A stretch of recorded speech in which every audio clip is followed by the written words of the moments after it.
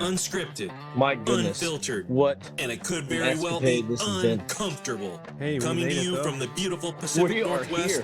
this We're back. is the Badger. We're live and on Show. location. On location. Holy smokes, it feels good. It feels good to be doing this again. A little break, but man, a lot has gone on. Dude, I don't even know where to start. I would totally agree. This one's going to be fire. I'm irritated. I'm Yeah. motivated. I'm Yep. dedicated. Uh-huh. Rededicated myself to the mission of doubling down when I need to double down. Yeah. I guess you have. That actually might be the name of this podcast. This podcast might be Doubling called down? Yeah. To double down or not to double down. Yeah. Dude, one of the things that I think's happened let's just start out with some positivity. Talk about Go that ahead. crab and shrimp advisory group meeting. Well, we sat on Aaron Defoe. He is Puget Sound Shellfish Manager. Stand-up dude. And we've been in communication with him.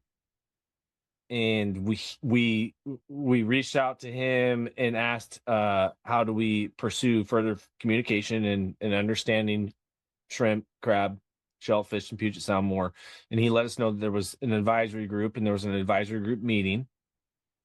And contrary to the Puget Sound Sport Fishing Advisory Group, that the shellfish advisory meetings are presented as being fully public. And so with discussions with Aaron, he made sure that not only was the schedule updated on the website, because if you look at not 2022, so not only was there a meeting schedule updated on the WDFW website, there was even a link for the public to join their advisory group meeting. So we did that, right? Yeah, we did. We joined that meeting. Now we weren't able to make comment during the bulk of the meeting. I was texting Aaron during. I'm like, dude, can I talk about this? And he said, hey, I'm about to make a comment. Not yet. And I think he let us both know, like, I will make sure that you guys get a chance to talk at the end of the meeting, which he did. And so the meeting was like scheduled from something like 1 to 3, and you're like, dude, they're slow playing this, they're not going to let us talk. And then Aaron made sure that we had an opportunity to talk during that advisory group meeting, which was great, because we've seen so many meetings, whether they're advisory group meetings or they're NOF meetings or they're morning briefings at PFMC, and they're like, hard stop. It's like, this is the allotted time we had, hard stop. And they do, I think we went like 30 minutes over just so we could talk, which was great. Yeah, I was gonna say that. Yeah, I was like, yeah, it went longer than its scheduled time. He said, hey, if you guys want to leave and the rest of us just stay on here and talk, he'd sit in there and talk on the record. It was recorded. The whole thing was recorded. And it was just open conversation. It didn't feel like you were talking to the wall. When you go to NOF and you get into some topics that maybe feel uncomfortable or maybe are against the grain, you feel like you're talking to against the wall, to a computer. Thanks for your comment. We'll get back. There was not one single question that was not answered. There was not one single comment that was not addressed. They were talking about both sides of each topic, and it was open. You know, one of the things they were talking about was, hey, what is it going to be like if maybe we take some of the marine areas and make them like Marine Area 12 for shrimping instead of having them open all day? You know, what if we make it go only 9 to 1, these shotgun openers? And there was people in the meeting that were discussing both sides of, yeah, hey, that could be a benefit. Hey, that could be, you know, not a benefit. And they were open to talking about it. They were open to discussing it, from enforcement to boat launch pressure to coverage as far as monitoring goes, to safety, to tides, to weather. Like, if every single Department of Fish and Wildlife meeting went like that, I think the current attitude that the public has towards the department, it would be quite a bit different because we don't feel like we're being heard. And in that meeting, I felt like we were being heard. So if you're a Department of Fish and Wildlife staff and you're listening to this podcast, because I know you are, maybe you should take some notes from the Crab Shrimp Puget Sound Advisory Group, because not only is their stuff updated online, but they listen to their people. Yeah. Agree? Yeah. And I'll list off some names. So obviously Aaron Defoe, Puget Sound fish manager. We have him. We are communicating with the department through Cape. Hopefully, maybe Aaron makes an appearance on our show here before too long. But Don Velasquez. Hey, it's gonna be on my it's gonna be on our terms. It's not gonna be on their terms though. Yeah, I'm not gonna be muzzled. I'm not. There is the First Amendment is, there's a reason for that. Freedom of speech. You're not. This is not CNN. This is not Fox. This is not CBS. This is the Badger Fishing Show, and uncomfortable topics are gonna take place. And if you don't want to be a part of those uncomfortable topics, hey man, this isn't the place for you. And gosh, we're going to be so off topic here. Maybe we should do a little introduction. This is the Badger Fishing Show. You are the host. Oh yeah, Phillip yes. You are the host, Phillip There's Olson. no co-hosts. You are an indefinite guest. You are not a co-host. Why are you not a co-host, Alex? No, I am just a resident guest. I am not badger fishing. Okay, like that. I'm just a liaison, maybe per se. But my name is Alex Van Hine, and I enjoy the opportunity to sit down and talk with you, Phillip, and we record this and we post it. Okay, so let's get that out of the air. Not a co-host, just a resident guest. So back to shellfish. Don Velasquez. Beg your pardon. We're gonna segue in a minute on why that statement is so important. So stay tuned. Yeah. But continue. Yeah. Okay. So shellfish. Don Velasquez, Daniel Sund, and Caitlin Bosley. They ran a awesome meeting that was informative. It was collaborative.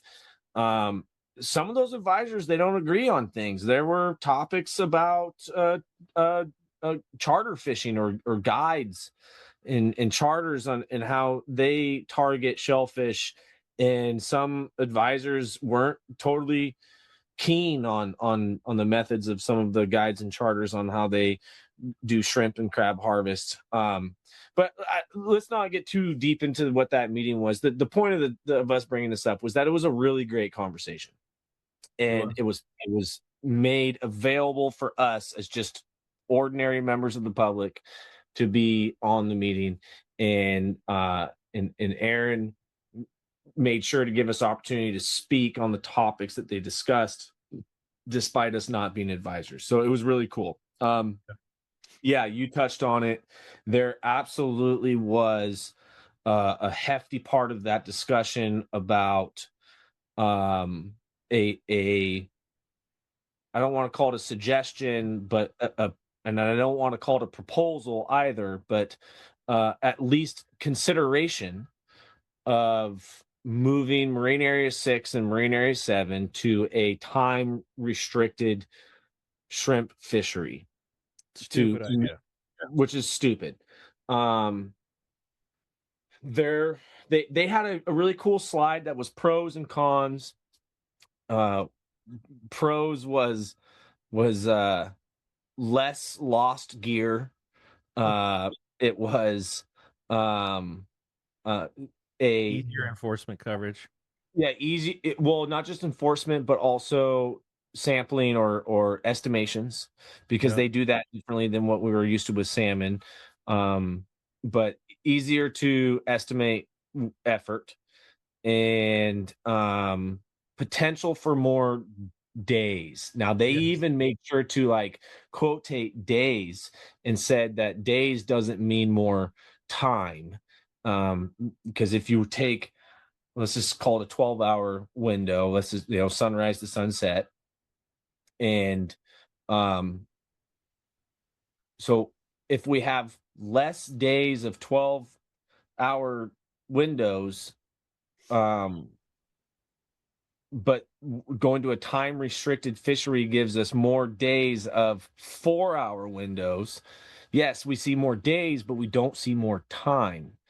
And I was very outspoken when we got our opportunity to speak about, a matter of fact, I have my notes right here that that for the working public, we have seen both now South Sound shrimp and then also salmon, that the season structure is moving in a direction that is purposefully, by design, limiting the effort and participation by our working families. It's by design. They're doing this on purpose. That's why we've seen less weekend days of shrimp opportunity. We're seeing less weekend days of salmon opportunity. And let's not think that's by happenstance. That's purposeful. The department is purposefully putting us on the water on weekdays in an effort to reduce participation. That's just what it is. And their mindset is that our fleet is growing, and if we don't put seasons and constraints on the times that we can fish or harvest shellfish, if we don't put constraints on that equal to weekday opportunity, then we will potentially run into situations where we have too much participation and we overharvest, or we reach our quotas or thresholds quicker. And so my point was that if we move to a time restricted fishery on marine areas 6 and 7, then it's just one step closer to harming our working families. Dude, I shrimp in either, when I get these openers, it's either in the early morning or it's in the late evening, because that's when I can go. And frankly, I don't want to go on the weekend days that we do, the one weekend day we get, because it's too busy. And so when we go to a time restricted fishery in the largest marine areas that we have in the state, then we're really kicking a bunch of people off the water. And I can't buy on to that. Even if it means more days, it doesn't mean more time. Frankly, for folks like myself in the schedule that I have to fish with, it really means less time. And the gear loss thing, I don't think the department should care at all about if someone is dumb enough to go set their gear on max current. That's how we learn, right, Phillip? Like that's part of learning. You go out there and you lose your gear because you set in max current. Next thing you know, your buoys are under and your pot's floating away. That's a learning lesson, and that's not the department's job to help us learn that lesson. Yeah, there are some people that learn from shrimping, but I think the majority of the people that go out and shrimp, you own a boat, so you got to be, you're not just the average dude that's just getting into fishing, who's just buying a fishing pole at Bass Pro Shops or Sportsman's Warehouse or Sportco, and has got $200 invested in it, and this is day one. Like, when you buy a boat, you've watched some YouTube videos, you fished with somebody else, you've been part of a Facebook group. Like, you're going to understand the importance of making sure you have the right amount of line, how deep your line is, what type of water you're going to put that in, all that stuff. I think that you actually have more gear loss when you limit the window to only 9-1, because now you can't time the tides. You literally, when it's 9-1, you can't even go look at a new spot. If you put your first set of pots down and you don't have a good pull, you can't go to a new spot because it's already 10:30, it's already 10 o'clock, and if it was open all day, maybe you could try a new spot in the morning, or maybe you could pick the tide that you wanted to go. Like last year, weather was a big thing. We got a big, huge, nasty north wind that came through Area 12, and 9 different boats capsized because And enforcement wasn't even doing enforcement. They were doing rescuing because we were only open from 9 to 1 and the wind was horrible during that time. Like this, It's all the same thing. Yeah. Sorry. Go ahead. the exact opposite needs to be taking place. I don't think the conversation should be, hey, should we be considering moving other marine areas to 9 to 1? That's not the conversation we have. We need to be having the conversation, hey, the marine areas that aren't all day, should we be considering maybe putting them all day? Because with the increased effort, we're also seeing, there's not more boat launches being put in. We're not developing more boat launches. We're not making the boat launches bigger. We're not adding more docks in. The Army Corps of Engineers, the Department of Ecology isn't going to let any of that stuff happening. So we have these boat launches that have the effort in parking lots of 20, 30, 40 years ago. And now we have this increased effort, and people are not parking in the marinas anymore or in the parking lots. They're parking on the roads. At Salisbury Point, they're parking on the highway. It's going to start turning into Drano, where the state patrol is going to have to come close down the highway or not let people go into the marina at a certain time because it's a safety issue. I don't what think were you this saying about where's the place that you were saying that they're parking on the highway? Is that on 16? Where was that happening? It's on Highway 3, right north of the Hood Canal Bridge. So, Okay. Marine Area 12 for shrimping is the Buoy 10 of shrimping in Washington, and probably one of the busiest boat launches is Salisbury, and it's got 1, 2, 3, 4 different spots that you can launch a boat. It's got one dock. If it's low tide, I mean, the dock's like 8 foot long, 10 feet long, and it's got an immense amount of pressure. Every single spot's taken up. People are parked, blocking people's driveways. The main road that feeds off of the boat launch and marina is got cars on both sides. People are going into the ditch because they're trying to park in areas they shouldn't. And now it's backing all the way up on the highway. Like, I've never seen that. I've shrimped in Marine Area 12 for 20 years. I've never seen that. Like, the effort is increasing, but we're not getting more boat launches. So we need to spread that effort out. And your budget did increase. So use some of that budget to have coverage and enforcement and to get effort. Like, they use airplanes for effort too. I've been out in Area 12 and there's been really low cloud cover. You can't fly a plane in really low cloud cover and have effective coverage and counting the boats with the planes. I know that there's been, IFR instrument weather where they haven't flown. So I think that we really got to start considering and start having conversations with people about opening up all the marine areas to be open up all day. And if that means, hey, you don't extend it 1 or 2 extra days and maybe it's just the season is the season, hey, it is what it is. Like, it is what it is. But at least you gave the working man an opportunity, or, the guy that didn't want to fish on Mother's Day, crab on Mother's Day, or on Father's Day, and he works Monday through Friday. Hey, at least he got a time to do that. Yeah, didn't you have a Mother's? Wasn't that what the opener was? You had a Mother's Day opener. Yes. Wife thinks and it was and it was Father's Day for that. It's just we got to stop that. Like, that's got to stop. The other thing that I brought up is, there's commercial fisheries, treaty and non-fishery fisheries that take place, and there's recreational opportunities, and it's some of the fisheries, like when you fish for salmon on the commercial side, the treaty and non-treaty, it rotates. One year the tribes go first, the other year, the non-treaty goes first. And so I just brought up, I'm like, hey, why don't we just mix the schedule up? Why doesn't the state go first? Why doesn't the recreational anglers go first? And the response was, well, treaty fisheries have fishermen that also do other things. They harvest sea urchin, they harvest geoduck, they may be fishing, and if we were to move the schedule around, maybe there would be like 2 fisheries going on at the same time and they couldn't do both. Well, I get that. I respect that. There have been plenty of times in the past where shrimp days landed on halibut days when halibut wasn't wide open, and I had to decide what I wanted to do. Did I want to shrimp, or did I want to go halibut fishing? And I had to make a sacrifice. I couldn't do both.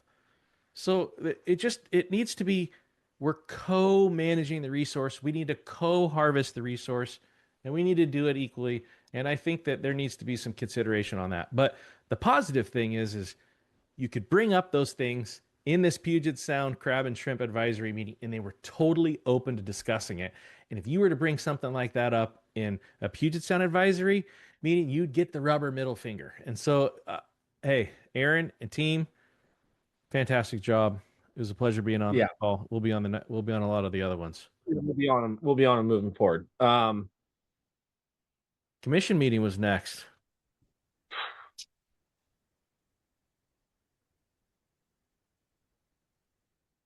I found a lot of positivity in the commission meeting.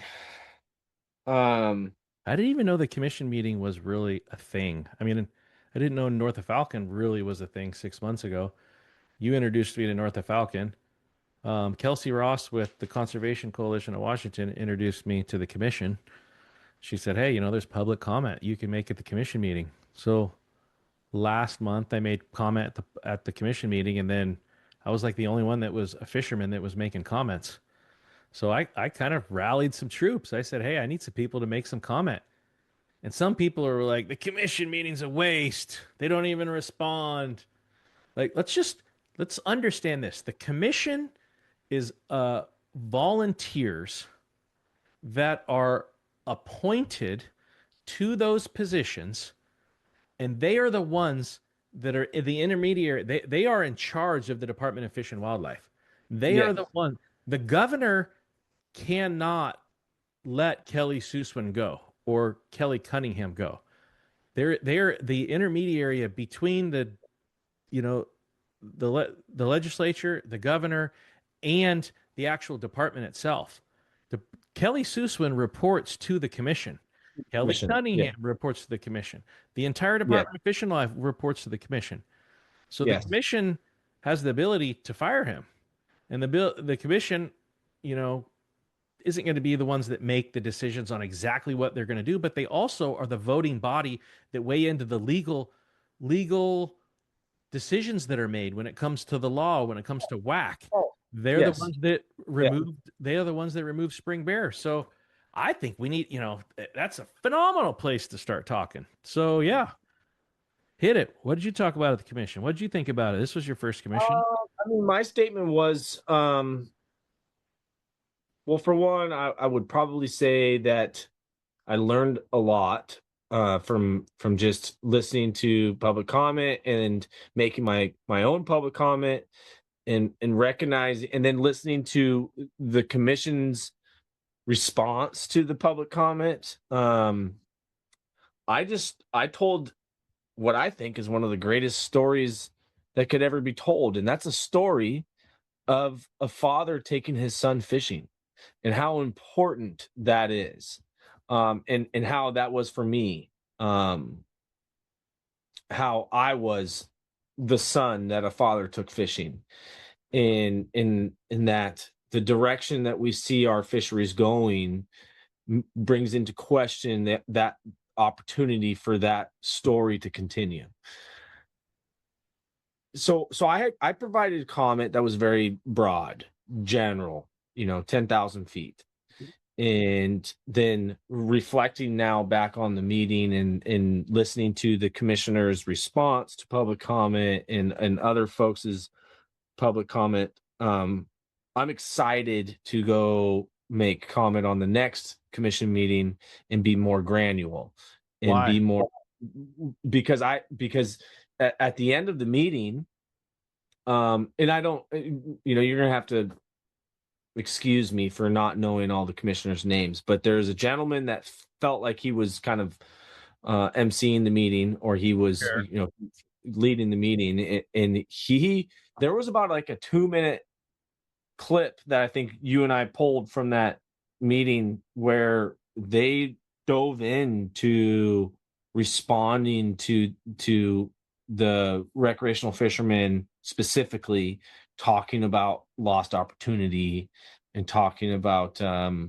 how they could tangibly attack that or address that, and started brainstorming on what they could do about that. And one of the things that he said that stuck to me was like that, I want you to know, and I quote, I paraphrase, that he said, I want you to know that those comments are not falling on deaf ears. Now, look, I have very slim confidence in the commission. Okay. But I will take folks' word at face value. And so what that told me when he said that was like, we need to come with like proposals. Like, let's hopscotch Kelly Cunningham. Let's hopscotch Jake Rice. Let's like get past those folks and let's take a policy measure. I mean, even hopscotch director Sueswind. And let's go straight to the commission and bring them a legit policy matter with something behind it. And maybe they'll listen and maybe they'll see some sense in it. And look, like, we know the level of confidence is very low. It's very low, rightfully so. But it basically told me that here is an avenue for us to bring some form of tangible, collective, reasonable suggestion to policy. And I think they will discuss it. I think they will.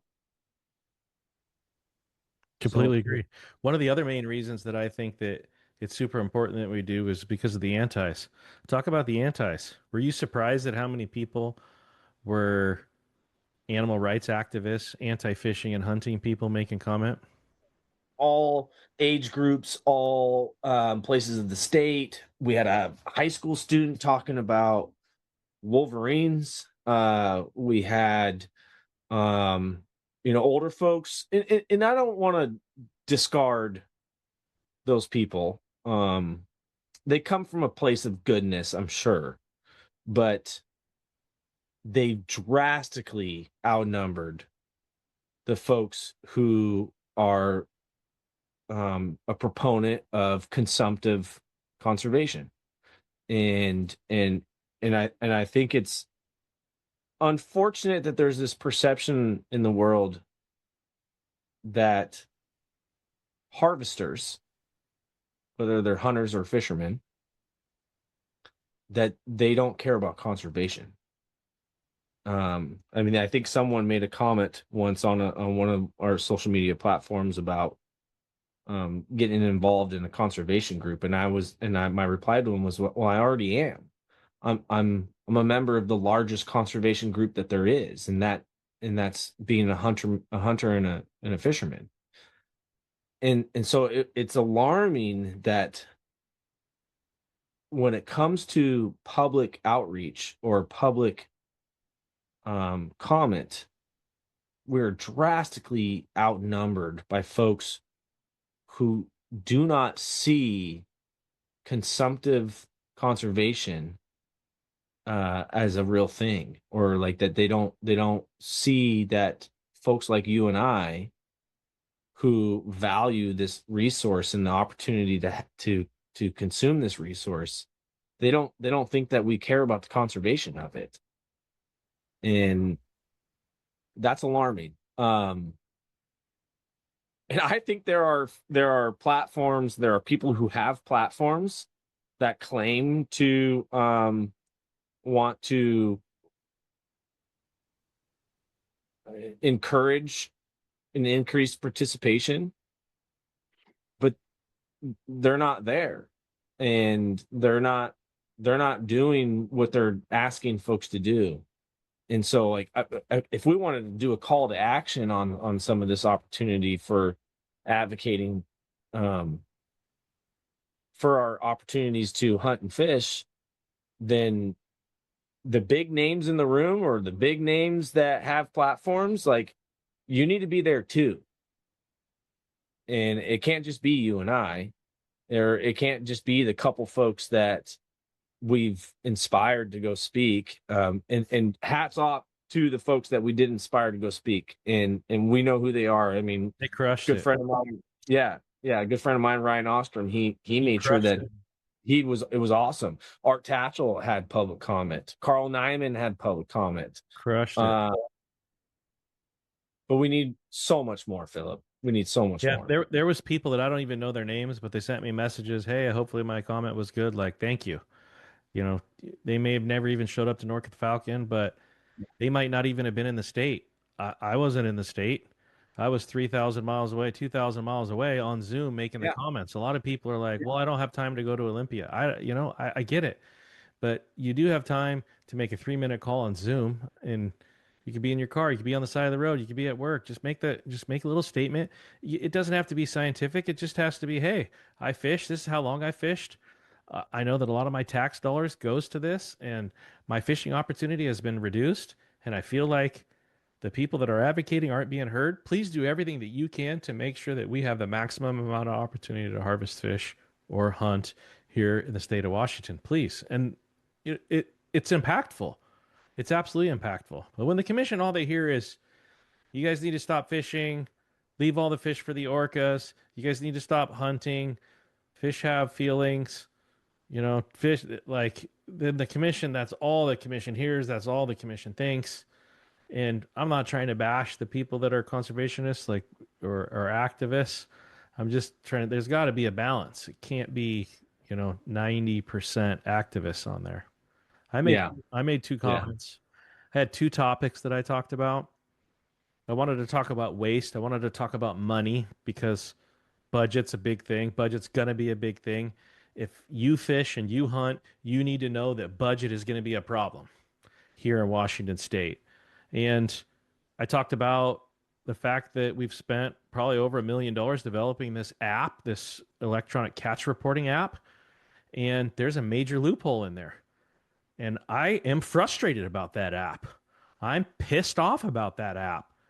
That app should be a success. It should be an avenue for us to get a lot better data, a lot better numbers to the department from a variety of different ways. And this was the department's opportunity to make that thing work. The Senate or the legislature gave the department money in 2016, that's 10 years ago, to start this development of this app. We are the 35th state in the country that got the app, the 35th. Is that true? Yes, that was right at the commission meeting. The CIO, the chief IT officer, whatever his name is, information technology officer, said, he did a statement at the very end of this 6-hour meeting on Friday, June 12th. If you don't believe me, get on there and listen to the whole 6 hours. I've listened to it about 3 times. And he said, we are the 35th state that came up with the electronic catch reporting app. Well, we all know we have the most complex fishery on the planet. We have probably the most data-driven fishery on the planet. If anybody needs to be in with the new data or AI or technology, it needs to be freaking Washington State. If anybody has a budget that could probably afford to do that, it's the state of Washington. So the 35th state to do it. So we had all these other people to use as guinea pigs to see what worked and what didn't. Oregon has the same fish going to their rivers. They had the electronic catch reporting app 7 years ago. 7 years ago. So we could have mimicked off them. And it's been an absolute colostomy bag, complete and absolute colostomy bag, from issues, from bugs. You got to have 2 or 3 different apps to try and execute fisheries.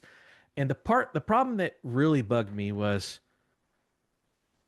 I found a loophole in the app where you can either take a burner phone from your nightstand that you haven't been using in months and years and years. Do you need to describe the loophole?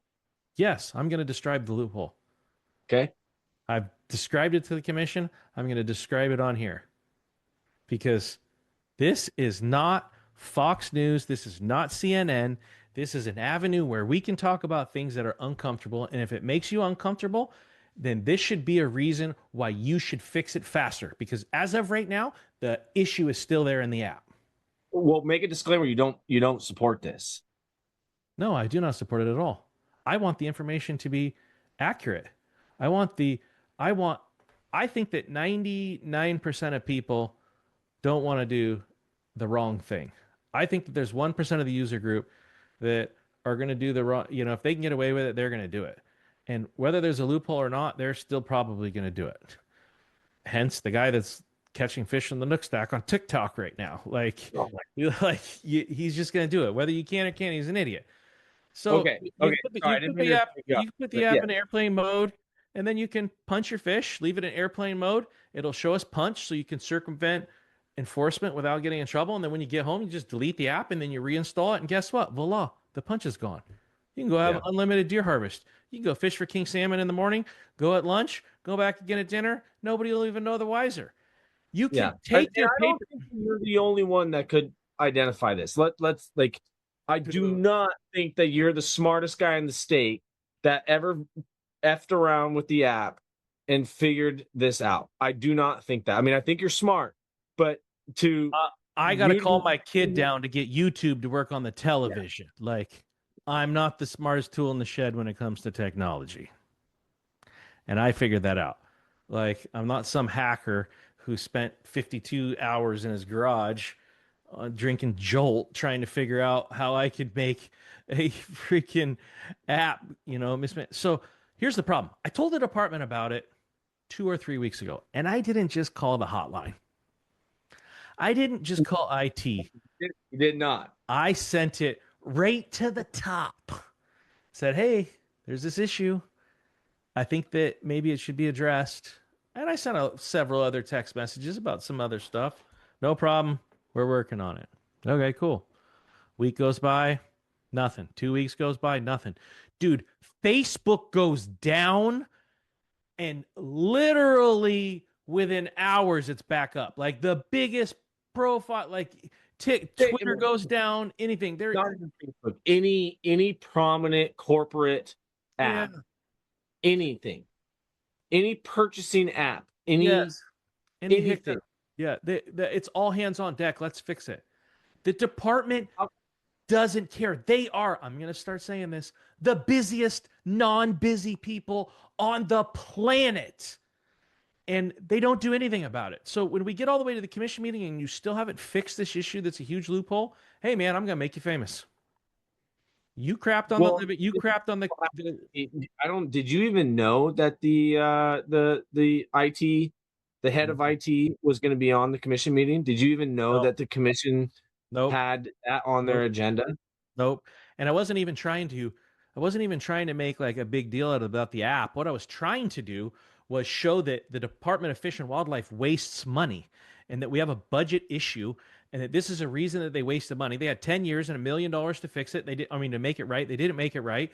So we need to do more with less. Like we need to figure out how this budget that keeps getting bigger and bigger and bigger we can get more with less. We can be more efficient.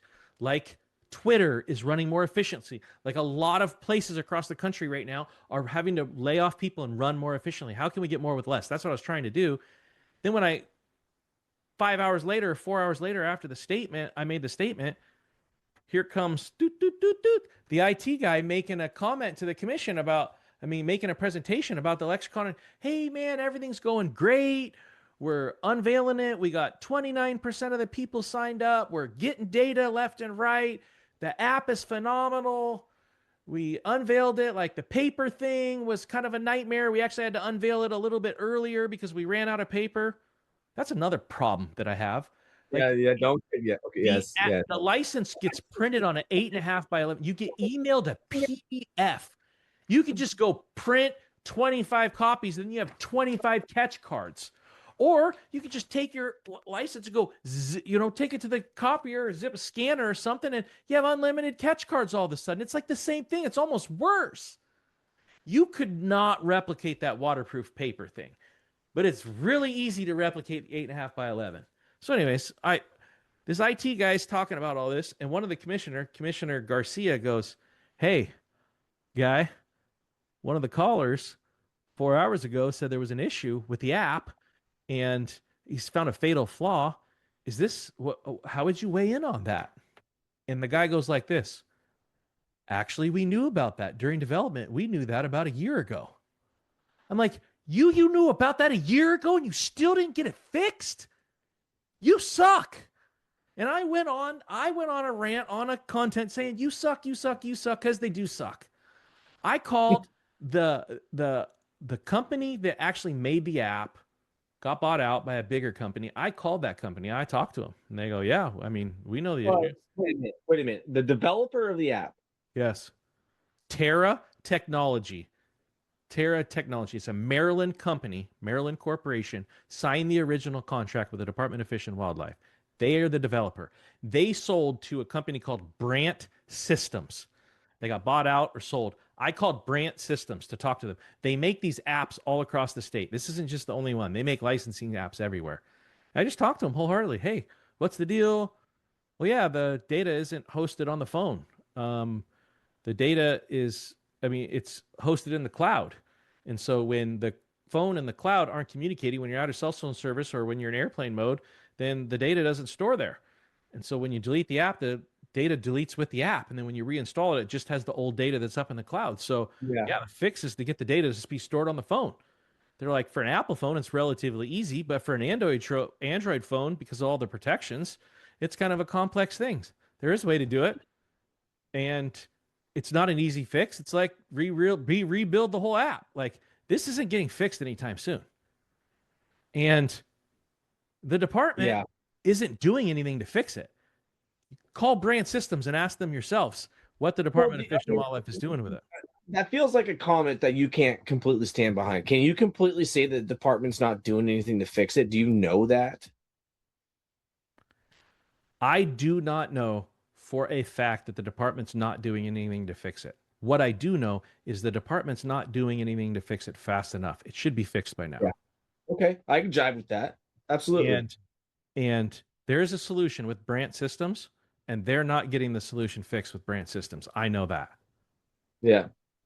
And a person from the public shouldn't be able to call a company and start discussing it with them and, you know, get to a resolution with it, and then the department can't get to a resolution with it. Like, it needs to be fixed. That's a problem. Yeah. That data needs to be fixed. So I like the fact, that the department, that the commissioners are listening. They listened to my comment, wrote it down, remembered it. 6 hours later, 4 hours later, the CFO comes up there. For me, it's a shame that the department knew about this issue and they still unveiled the app. Like, you knew about the... Yes, that tells me two things. One, it means that they're listening to your public comment. Yeah. And two, that they recognized that that's an issue that they do not want to have with, you know, their unveiling of this brand new thing to Washington State fisheries and hunting, to Washington State game management. And enough for them. And again, you had no idea that the IT guy, the guy responsible to some of this, was going to be at the commission meeting. It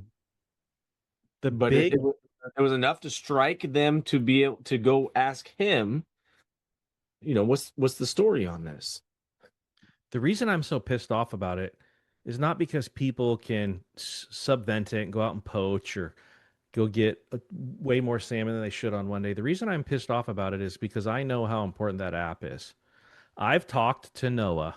I've talked to the co-managers, and I know that the fact that we have all these $200,000 boats out there doing test fishery data is because our catch reporting data is not accurate.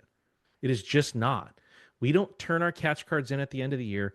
People lie when they turn those catch cards in. They lie about how many sublegals get caught. And so the co-managers are forcing a second layer of surveying to get accurate data. And I know that if that app was accurate, if a group of people, whether it's the majority or a large group of those people, turned in accurate data with the app and it was used in line with the test fishery data for a period of time, and that we were showed within a margin of error that it's the same, that a lot of this really expensive monitoring that we could have to do could probably be extremely reduced, if not completely go away, if the app data was accurate. Yeah. And the department failed on, and the co-managers, I've talked to the co-managers. They were excited about this app. They had their eyes on this app. Like, hey, maybe we can get some data from this app. Maybe it's going to be real. And it's not. It's embarrassing. I talked to the co-managers after that commission meeting. I told them, hey, I found this issue. And I told them that they need to apply pressure to the Department of Fish and Wildlife. And guess what? I guarantee you they are. I guarantee you on that mid-season stuff. When I told them they could take that, I told them what, hey, go out there and buy a fish and wildlife license. Go print it on an 8.5 by 11. And they're like, you can print it on an 8.5 by 11 piece of paper. I go, yeah, go try it yourself. Like, well, the statement you're making about pressure. Yeah. That's presuming that you bringing this to light, or you identifying this and discussing it at the commission meeting, and your posts and your content about it, that would apply pressure to the department to get this fixed. I have credible reason to believe that it didn't do that. That I heard from high level department staff that you disclosing that at the commission meeting and you disclosing that into your content didn't put any extra pressure on the department to fix it. It vehemently described as no, it did not put extra pressure on them to fix it. The concern I have with this flaw in just a second, let's talk about that just for a second. If my comments at the commission didn't put any pressure on the department at all, and they're like, yeah, he's just another guy talking, why are they talking about me to you? Why are they bringing that topic up? Well, the conversation, and we'll maybe get to more details of this conversation, but the conversation was, well, if you heard someone talking poorly about something that you had your hands in, and you knew that it was a problem with it, but you were hoping no one knew about it, and then someone came out and brought it to light, you'd probably be kind of butthurt about it too. You'd be like, that's the exact example. I don't know how else to describe it. The department knew that there was a problem with it. The IT guy outlined that. He said they knew about it a year ago. They were hoping no one would find it out. And then it gets brought to the attention, and then rather than take responsibility for the fact that there's this problem and they didn't do anything to fix it, they're just going to shame the folks who identified it. You shame me all you want. You can shame me all you want, and you don't have to fix it, but I'm going to force you to fix it because the co-managers will make you fix it. Like, they're going to make you fix it. I've talked to them. The tribes will 100% make them fix it. They are going to hold, like, it needs to get fixed, and it should get fixed. People shouldn't have the ability to do that.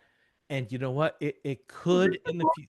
Of it being paper license in general, I don't give a shit about whether you identified this airplane mode crap or not. I don't care about that. The concept that we have right now, where getting a catch card, unless you are digital on the app, your catch card for whether it's salmon, halibut, crab, whatever it may be, can come on a piece of 8x11 piece of paper. You're telling me a $400 million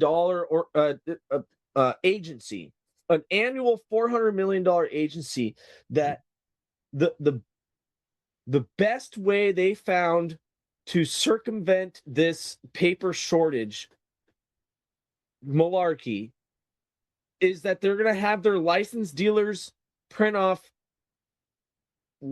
catch cards on and tags in game harvest tags on 8x11 pieces of paper.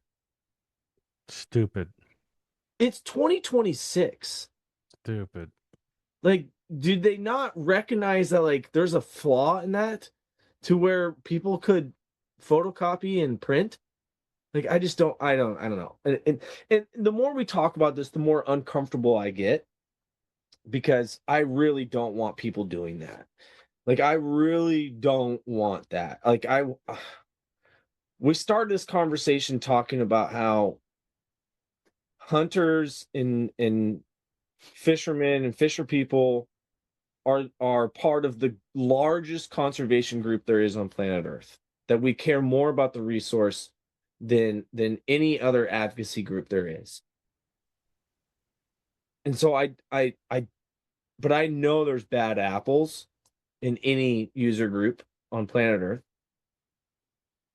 And I really don't want people to do that. And it almost makes me more mad that the department deployed this program and left such a open avenue for those bad apples to exploit. Get your popcorn. It's gonna be interesting how it gets fixed and how long it's gonna take to get fixed. But I'm super excited to see it get fixed because it's gonna get fixed. The second part of my comment was about I said at the very end, I said, hey, if the commissioners still have more time on their hands other than babysitting the department on not spending a bunch of money frivolously, could you please walk across the street from the NRB building and go engage the Attorney General about the Skokomish and Chehalis video? And I swear on everything I love, I know as people start listening to this, they're going to think that I got some inside scuttlebutt about who was coming to talk today. But on the same commission meeting, a little bit later, the Attorney General actually spoke to the commission. I missed that. Yeah, I mean, this is a topic that you and I haven't even talked about. We're gonna just the Attorney General? The Attorney General. Joe Pinesco is an attorney. He works for the Attorney General. He's appointed to the Department of Fish and Wildlife to engage on a variety of different topics. He spoke, he did about an hour-long presentation about access to private tidelands. And he gave the history in Washington State about how parcels and deeds were created, how people were selling tidelands, how the tideland disputes, navigable river waterway disputes, how a large bodies of water were created, a lot of tide flats were filled in and developed. He did a phenomenal presentation about all this stuff. And I was like, that's interesting. This is the guy that the commission would probably go talk to about this Skokomish, nobody fishing in the Skokomish except the tribes, or the Chehalis issue where we go to fishermen. Yeah. So I just took the dude's name, I put it into AI, said, hey, because I've tried to call the AG for 6 months about a variety of different issues, and you never can get anybody on the phone. You can email them and they'll email you back and basically say, hey, we don't represent people. We are here to represent government agencies. So the Attorney General represents government agencies, and they'll engage on things, on topics on behalf of a government agency. But since you are a person, you don't represent a government agency, you need to go out and get private litigation, a private lawyer to get advice on those topics. So I just put this Joe Pinesco into ChatGPT, popped up his telephone number, called him up this week. This Joe. Hey, Joe, this is Phillip. How are you? Had a candid conversation with the Attorney General for about 25 minutes. I listened to your absolute, huh? He's not the Attorney General. He works for the Attorney General. He works for the Attorney General. He is a lawyer for the Attorney General. He's considered senior counsel. I think he's worked there for 26 years. He represents the Department of Fish and Wildlife on a variety of things. And he and I talked about the Skokomish issue in depth, very candidly. We talked about the Chehalis issue very openly. We talked about other laws other case laws that are examples that relate to those type of issues. And I just thought it was kind of cool that I had made those comments. He came in and talked and made a connection, and I got to talk. I took a lot from it. I have quite a few things working on those two cases behind the scenes, and to try and protect what I'm doing behind the scenes on those two issues. I won't kind of talk exactly what we talked about, but I thought it was really cool that I got to talk to him and get some insight on what the Attorney General is doing with the Department of Fish and Wildlife. But I think that's a great segue into I was just gonna ask. Yep, I know where you're Why don't going. you go ahead? Yeah, why don't let's fire away, buddy. Let's hear it. Well, dude, you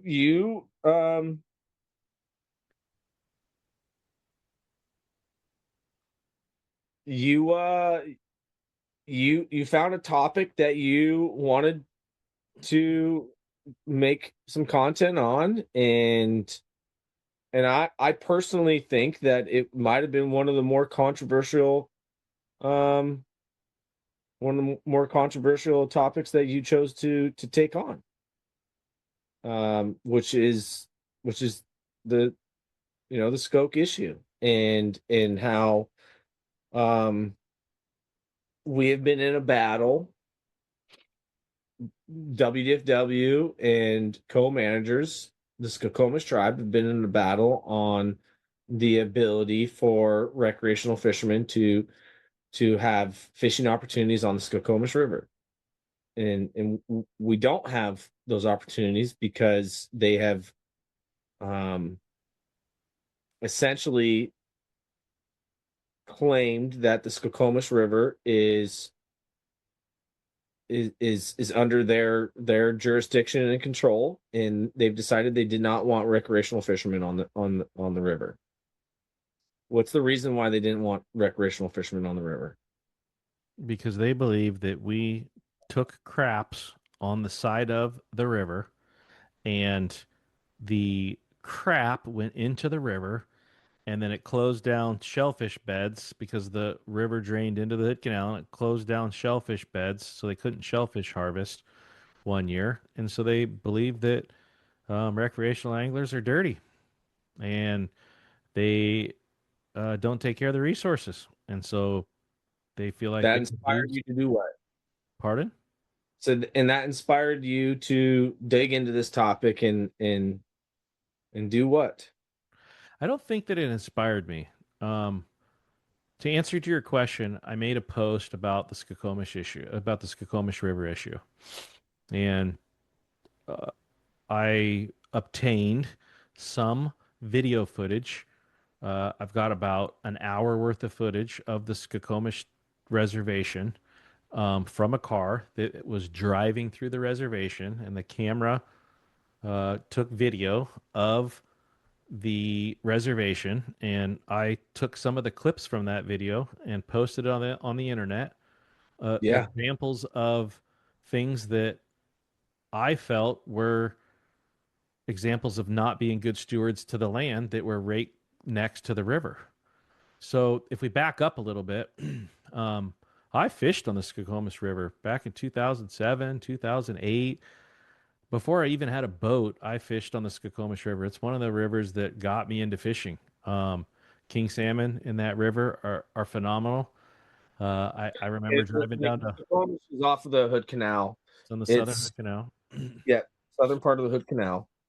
It's got a hatchery on it that has a flat outright phenomenal king return year after year. They put out it's a state run hatchery that puts out a ton of king salmon, and they come back in a huge abundant numbers. There's a coho run on that river as well. You could keep two kings and four coho. I mean, it was a phenomenal fishery. Um, You'd go there. It's all bank access. You couldn't go through on a drift boat. You can't go through a jet sled. So anybody could go fish it. You didn't have to have a big expensive boat or know how to row. You didn't have to hike in. You could get a little pass from the little hunter farms that's down there, and you just walk in, pull your car up to the grass field. You walk less than 100 yards. You go out there and fish. It's a big, deep river. It's probably the size of the Puyallup River, maybe a little bit smaller than the Puyallup River, and in depth and width, and phenomenal fishing, absolutely phenomenal fishing. And one year, the Skokomish tribe, there was a lot of conflict between recreational fishermen and tribal fisheries that took place. There was a ton. I can remember being on there where recreational anglers didn't show their good side, and What there was would the be method of fishing? drifting.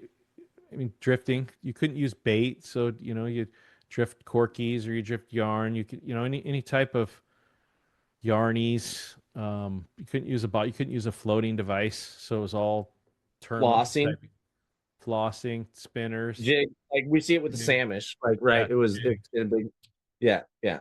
It's a tidally enforced river. So, the tide would come in, the tide would go out.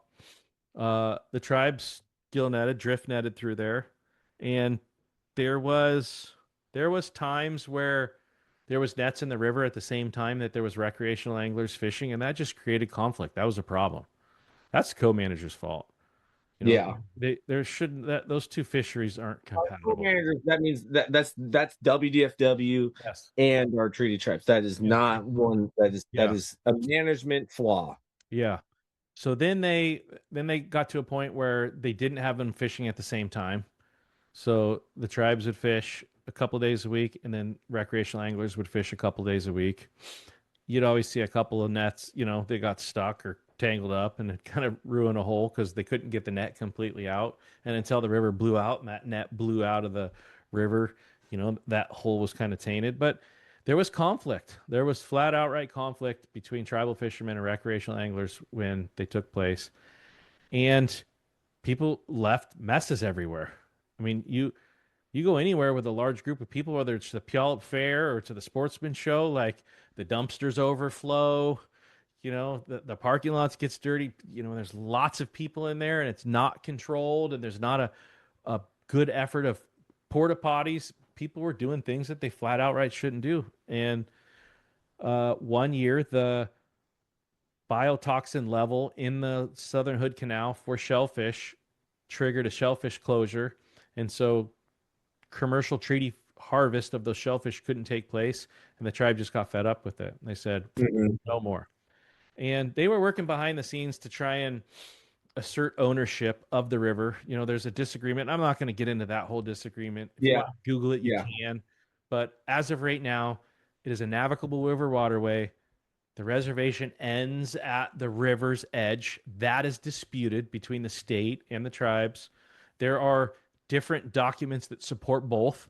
There's some documents from the 1800s that support that it ended up against the river. There's some says it goes all the way across. And so that's not for you and I to figure out.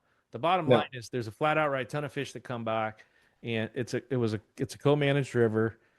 And so just because you made, I'm sorry, I want you to finish. Just because you made content on it does not this is an ongoing issue that the WDFW is continuing to have and work through with the Skokomish tribe. Matter of fact, in North of Falcon, Director Suswind even spoke on this very topic. And we've seen a letter that he has put out there that I think was released a couple years ago, that 2019. Yeah, that they're working 7 years ago. They're working on how to find an avenue to come to some form of agreement on this. So it just because you made content on it does not mean this is a new issue. No, so I did some research on it because I really wanted to know. I've done a bunch of research. You should do a bunch of research and come up with your own opinion on who owns the river. I have my opinion. Based off everything that I've researched, I believe the United States, it's a navigable river waterway, and that the tribes don't own the river. The reservation does not come to the other side of the river. That's what I personally believe based off my information. A lot of people could disagree with me on that. But in the research of why the fishery closed down, I found that there's never been a decision on it. It's never gone to court, and the federal government have never made a decision on who owns it. The tribe hasn't pushed this issue to federal court and made the Supreme Court make a decision on it, and the state hasn't pushed the federal government to push the issue. There's just an opinion. There's an opinion from the solicitor from the Department of Interior, Solicitor General. There's a opinion on who they own, which it's only an opinion. And this, if you go look at, how it's harvested federally, it's not held in trust for the Skokomish tribe. As of right now, it's the United States of America. It is a navigable river waterway. And the Skokomish tribe one year said, if the Department of Fish and Wildlife attempts to put a fishery on this river, we will not sign the list of agreed fisheries with the rest of the 21 treaty tribes, which would mean that no fishery for salmon could take place in the state of Washington other than So treaty the fisheries. loaf has to be signed by all treaty tribes. The Skoks got to sign it. If the Skoks don't sign it, so they're weaponizing the fishery. They're holding all the other fisheries hostage and basically telling the Department of Fish and Wildlife, if you attempt to do that, we're not signing. Nothing's taking place. So they're like, okay, fishery on the Skoke, all these other fisheries, fishery on the Skoke, like, okay, we'll just not have the fishery on the Skoke and everybody. So I did some research on there, and there's a statement made to the Kitsap Sun by Guy Miller back 10 years ago. He makes a statement to the Kitsap Sun, and he says, the reason that we are asserting ownership of this river, the reason that we're using the fishery to as leverage is because our people were raised to take care of the river, and our people were raised to not do that. Our people were raised to take care of the land. Just Google it. Google Guy Miller, Skokomish River, Kitsap Sun. You'll see the statement word for word. And that resonated with me. So I asked the Skokomish tribe. I called Guy Miller. I got his number. I've talked to him 3 or 4 times. I said, hey, would you ever consider sitting down and talking? Nah, you got to talk to I'm kind of elderly. I do hold the chair position, but the rest of the tribal council kind of decides that. You need to talk to Tom Strong. So I've talked to Tom Strong 2 times. He's vice chair of the Skokomish River, and I've had frank conversations with him, and he goes, absolutely never will there be a recreational fishery on that river ever. I said, well, can I go on that river and just film it? Can I go do a documentary? He goes, no, doesn't benefit the tribe. You can't do that. I go, well, what? My people tell me that you don't own it. I know that you guys think that you do own it. What are you going to do? Well, we'll call the federal marshals and have you arrested.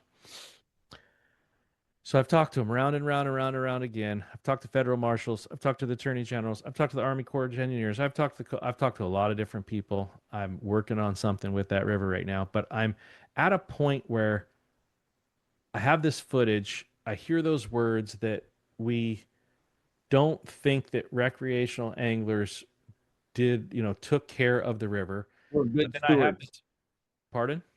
That we're good stewards. Recreational anglers were not good stewards. We're not good stewards. And I was there. We were not good stewards. Like, we did not take care of the river. We could have put way more porta potties and way more dumpsters, and we could have cleaned it up. And yes, we've got our wrist slap on the head. We have not fished on that river for a long time, over 10 years, 11 years now. Yeah, over a decade. But I think that there needs to be like a test fishery. Like, instead of just holding us out completely, we get the point. We got to take care of the river.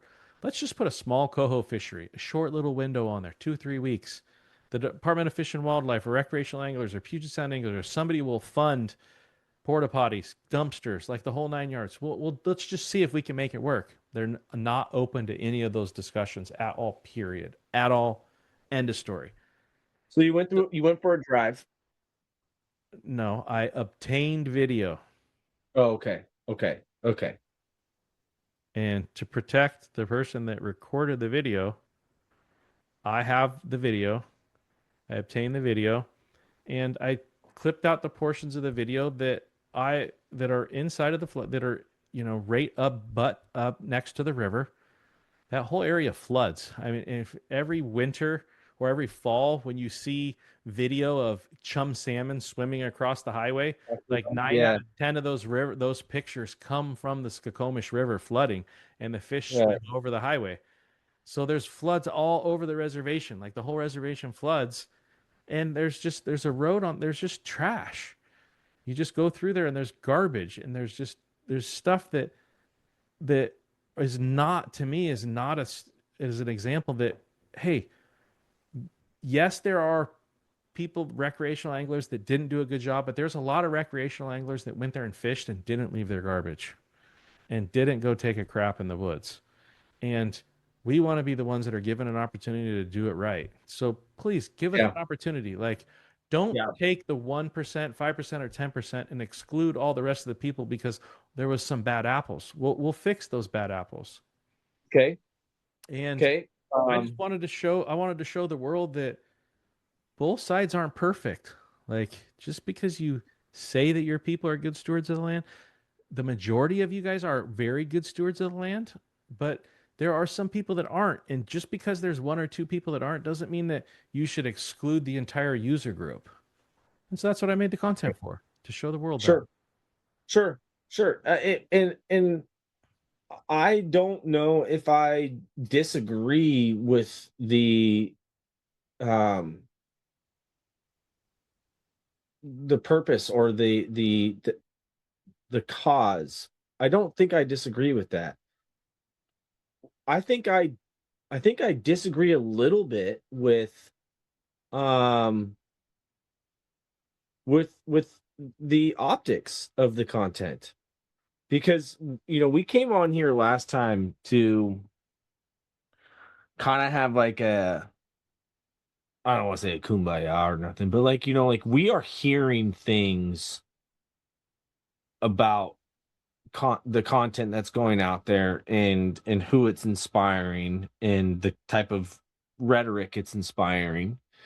And you and I both, you specifically wanted to make a point about how you don't appreciate the type of rhetoric that is seen on some of this content. And so again, as we said at the start of the show, like, I am not badger fishing. I'm a resident guest on the badger fishing podcast. But we work very transparently, whether it's in agreement or not. And I thought that the content was definitely going to flirt with the line of, if you can ask to be respectable and lower the rhetoric, and if you were increasing the rhetoric. And so you just made a statement, you just made a comment about the recreational fisheries and the 1 to 5% and the bad apples, and to not judge us on the 1 to 5% and the bad apples. Yet the content that was put out, you kind of did the same thing on the other side. Like, you kind of exploited the tribal 1 to 5%, or the 1 to 5% that we see on reservation lands, or tribal communities that are the bad apples. I made content about it. They restricted a fishery for 10 years with it.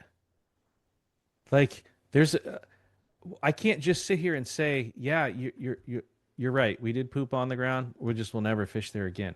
Like, yeah, we didn't put our trash in the dumpster. We're never going to fish there again. Like, you're using that year after year. You're using the 1 to 5% year after year as a reason why you will not sign the loaf. Like, you're using our bad apples. But then you get upset when I use your 1 to 5% one time in one video that lasts 15 seconds. You got to be able to have an uncomfortable conversation about it. It's not right. It's not right either way. It's not right for somebody to have 25 years of garbage in their front yard and 850 beer cans off their back porch where mice and rodents and rats, and it's a health hazard. That's not okay. If I did it in my neighborhood or my in-laws did it in their neighborhood, like, the HOA would do something about it. They would fix it. Like, we need to do stuff to fix it. We need to do stuff to fix it for everybody. People shouldn't feel like that's okay. They should get the funding or the help or the free garbage tickets or whatever to fix it. And I should be able to.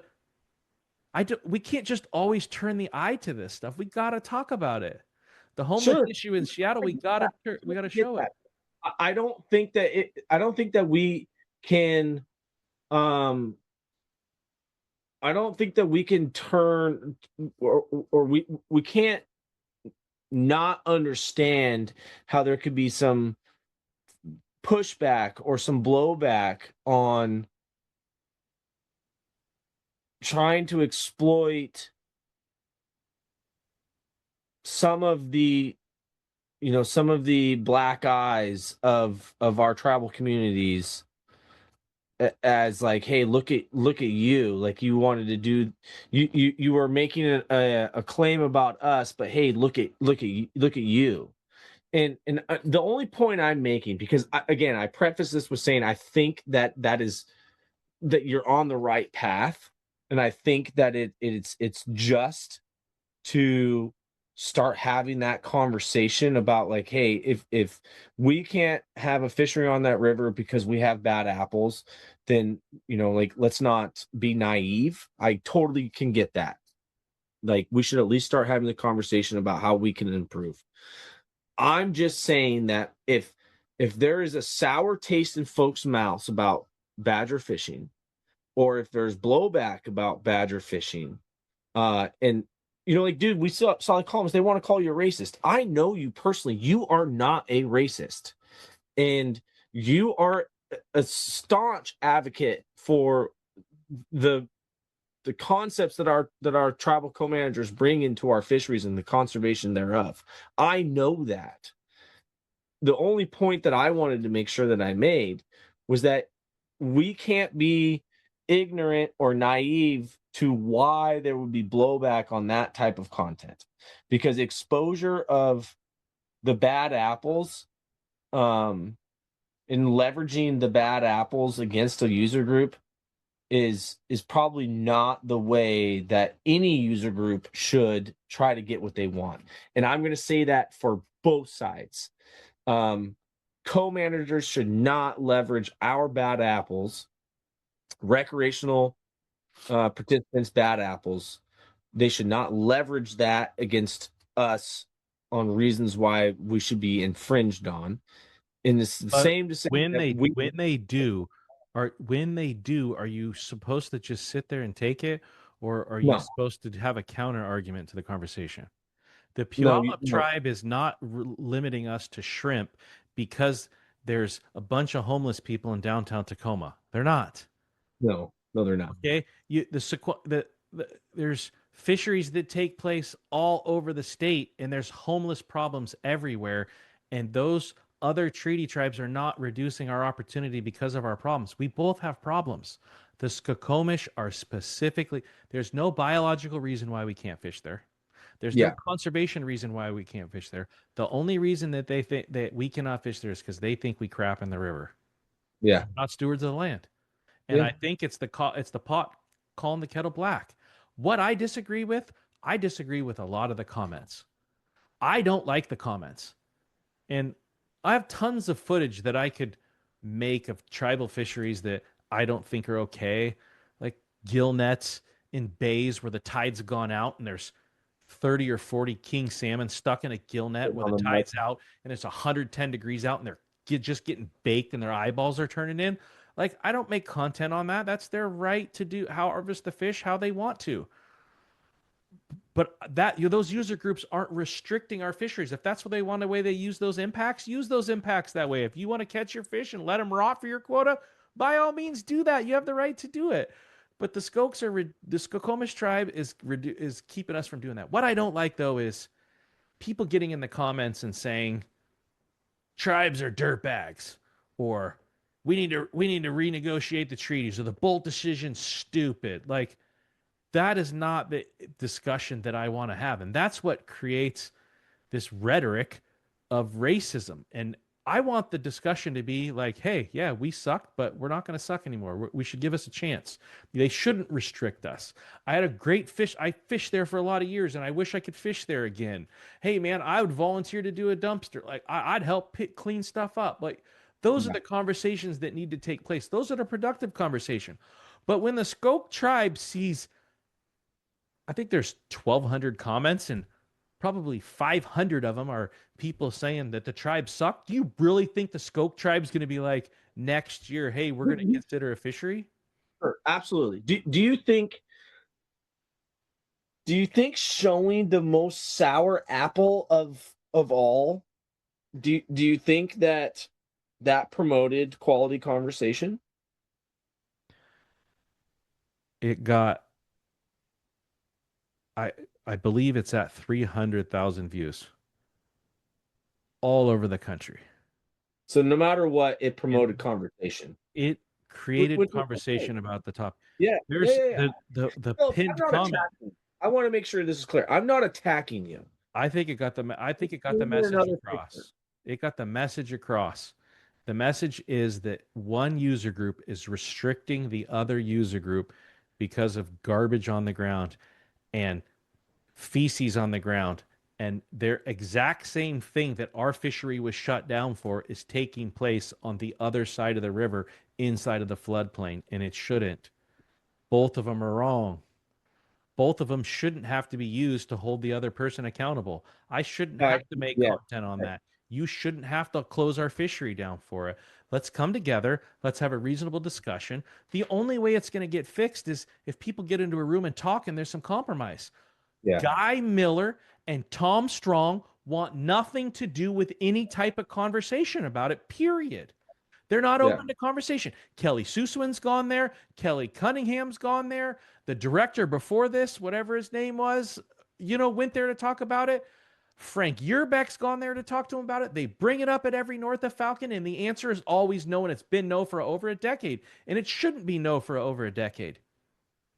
And if it's not, if it's going to continue to be no for over a decade, then there's going to be some litigation that a group, a user group, a federal agency at some point is going to be brought to make the decision. And if they really think that they own the river, if you really think you own the river, go to the federal court, the federal government, and make the federal government make a decision on it and get it put in trust the way every other reservation is in the state of Washington, in the United States. But it's not. Yeah. It's just a gray area, and you're holding us accountable. So if you don't want to keep us out of it, prove it. Why do you think that they haven't gone to the federal government and had them make a decision on it? Because there's some huge risk there. So let's just make a compromise on the fishery. And the only reason that I have brought us down this path is to spur that out of you, or to spur the conversation out of you, and frankly to say something in response of like our co-managers, like, because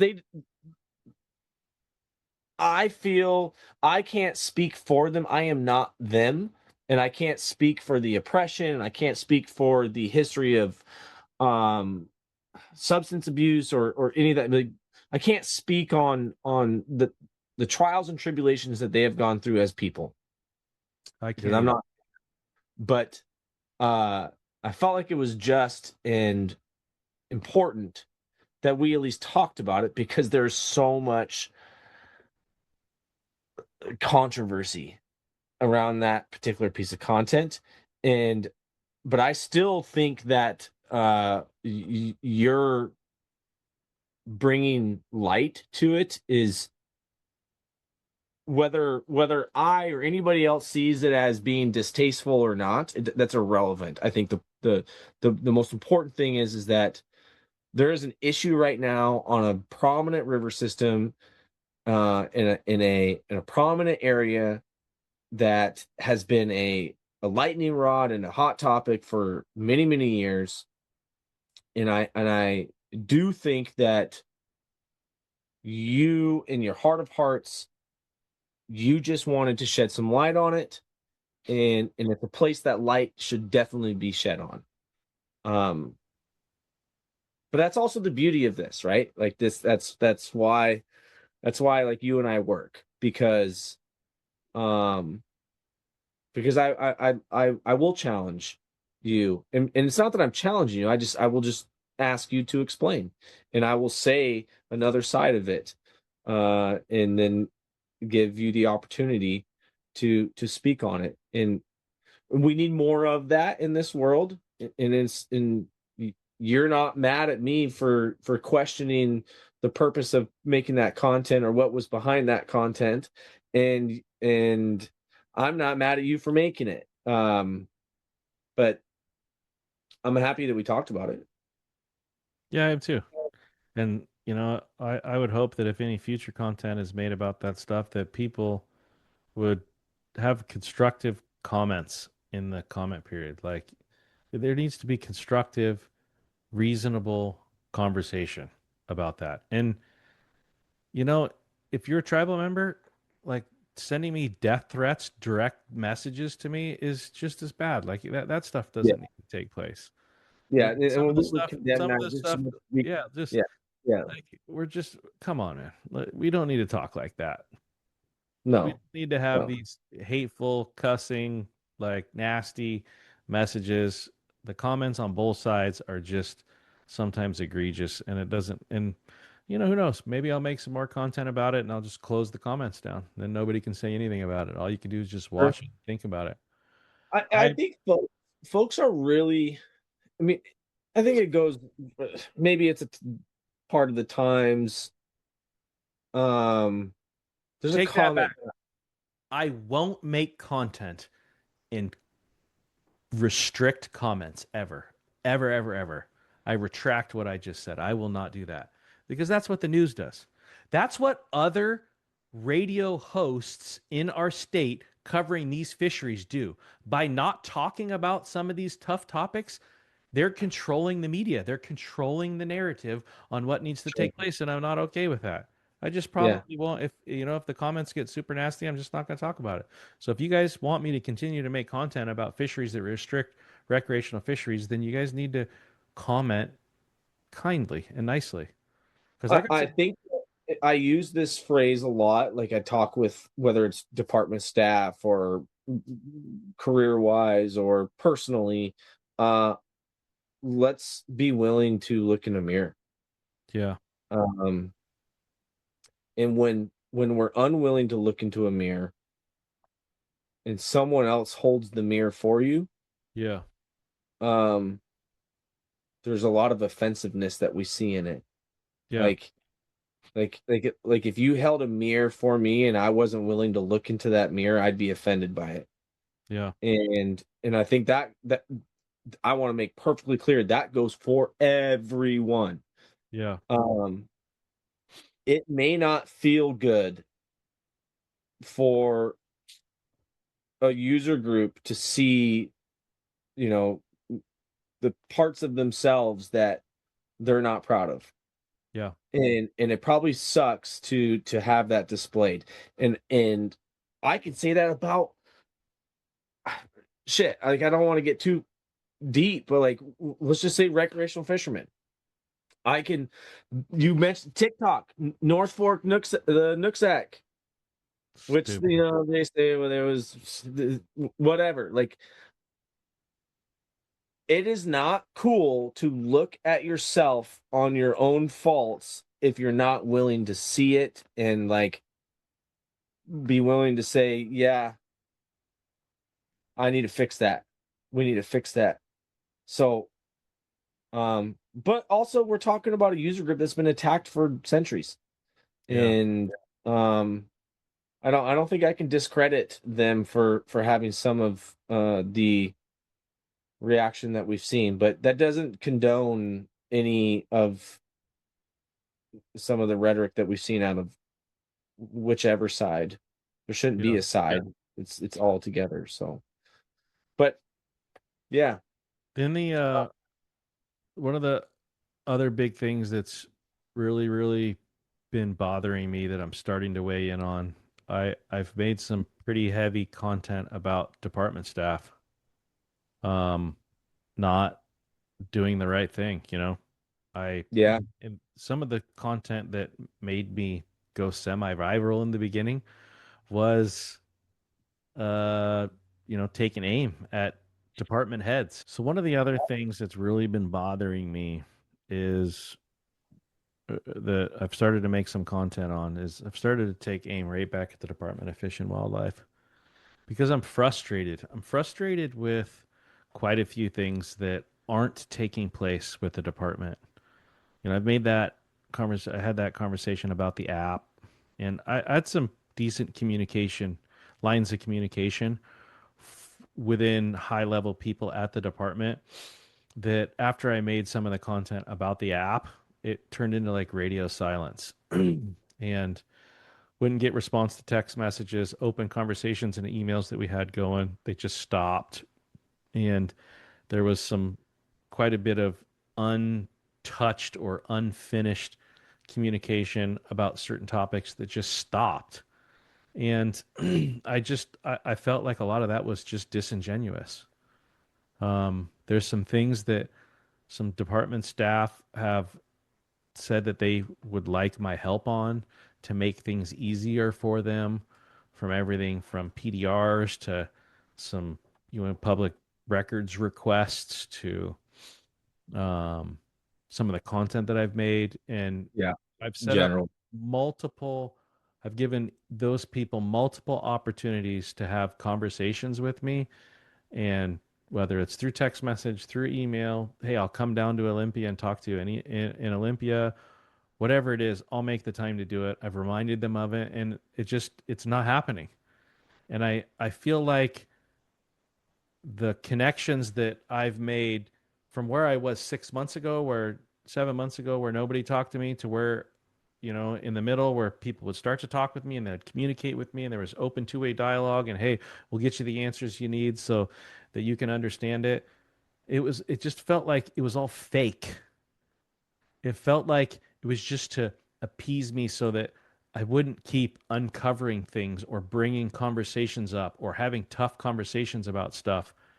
And I'm not happy with it. I'm Well, some flat of that out right. started in NOF, right? Some of that started Yeah. in NOF. Like we Yeah. went into NOF and we knew that you had already become this lightning rod. We knew that you had already kind of um you kind of started to garner some attention.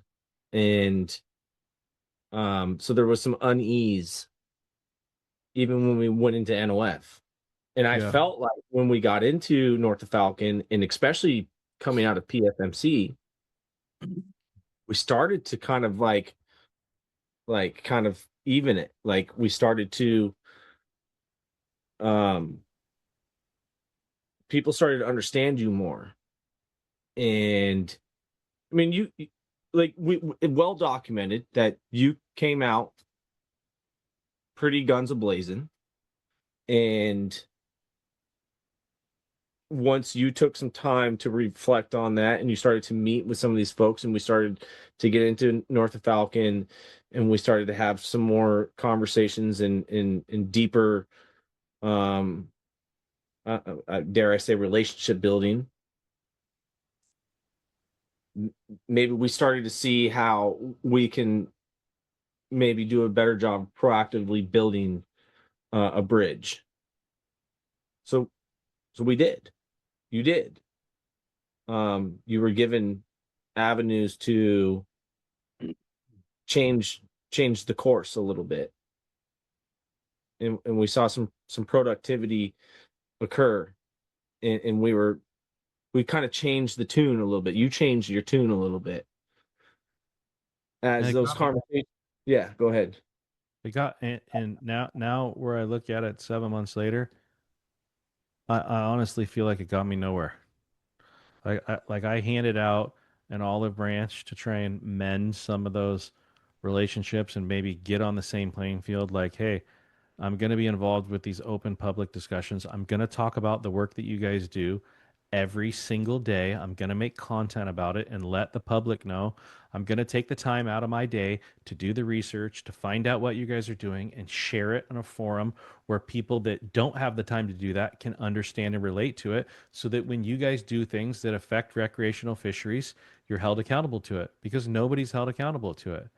And so I created these, I handed out these olive branches. I've gone to Olympia quite a few times, and I live an hour, almost an hour and a half away from Olympia. And so it's a 3 hour round trip drive. Then you go there and you talk to somebody for an hour. It's a 4 hours out of your day. It's half a day to go have a meaningful conversation with department staff to try and create a relationship or to get some change or to figure out how you can do something. And I feel like a lot of those conversations completely went to waste. I Yeah. drove down to Olympia and I met with Kelly Suswin, the director of the agency. I sat in his office. I talked to him for almost 2 hours, and we talked about a variety of topics. And he spoke very openly with me, and he didn't need to take the time to talk with me, and he did. And I asked him a lot of questions. Some of the questions he couldn't answer. The majority of them he could. But one of the questions that I asked him as I left, I said, "Hey, I'd like to know how recreational anglers can advocate for change. Whether that's, and I don't just want you to tell me, hey, go across the street and talk to your legislature, because I want you to give me, like, who do I specifically need to talk to? Who is the department lead or the committee lead that would help you get change with funding? Or what assistant do I need to talk to? Or who do I need to talk to federally at NOAA? Or who do I just give me What's the big obstacle? Yes. Yeah. I don't just want you to tell me to go talk to your legislature, because that's difficult. You can do that. I want you to give me, I have a platform that gets millions of views a week. Tell me what I can do. I will help you make it easier if you can help me. I left him with that conversation. He said, you know what? I'll do some research and I'll get back to you. We're almost 2 months since I had that conversation with him, and I have not heard from the guy. Not an email, not a text message, not nothing. And so it's like my 4 hours of time in a platform that I have that gets millions of views with almost 50,000 followers. Like, I guess my time was not important enough for you to take maybe 10, 20, 30 minutes out of your day to draft a letter, an email, or give it. He has assistants. He has like 2 or 3 different assistants that work for him that respond to his emails for him. Like, you couldn't get on a phone call. And like, to me, that just showed the level of care that some of the department staff's attitude has towards the people that are going to help him get the funding or get what he needs. And you just think, like, what's the motivation behind it? That bothered me. That bothered me. He and I talked about my PDRs. I have probably almost 400 public records requests in to the Department of Fish and Wildlife, probably 100 into NOAA, probably 100 into Bureau of Indian Affairs, 100 into the governor's. Like, I have a lot. I'm going to get as much information I absolutely can. And some of my info requests are very broad. They cover a lot of topics.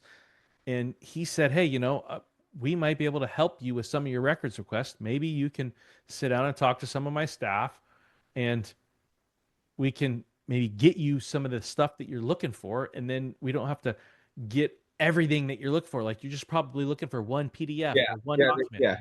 Like, I want the Stillaguamish payback accounting, but I've asked for every single email, text message, Zoom call that has anything to do with Stillaguamish payback. Like, I'm probably going to get 250,000 pieces of information when all I want is one document.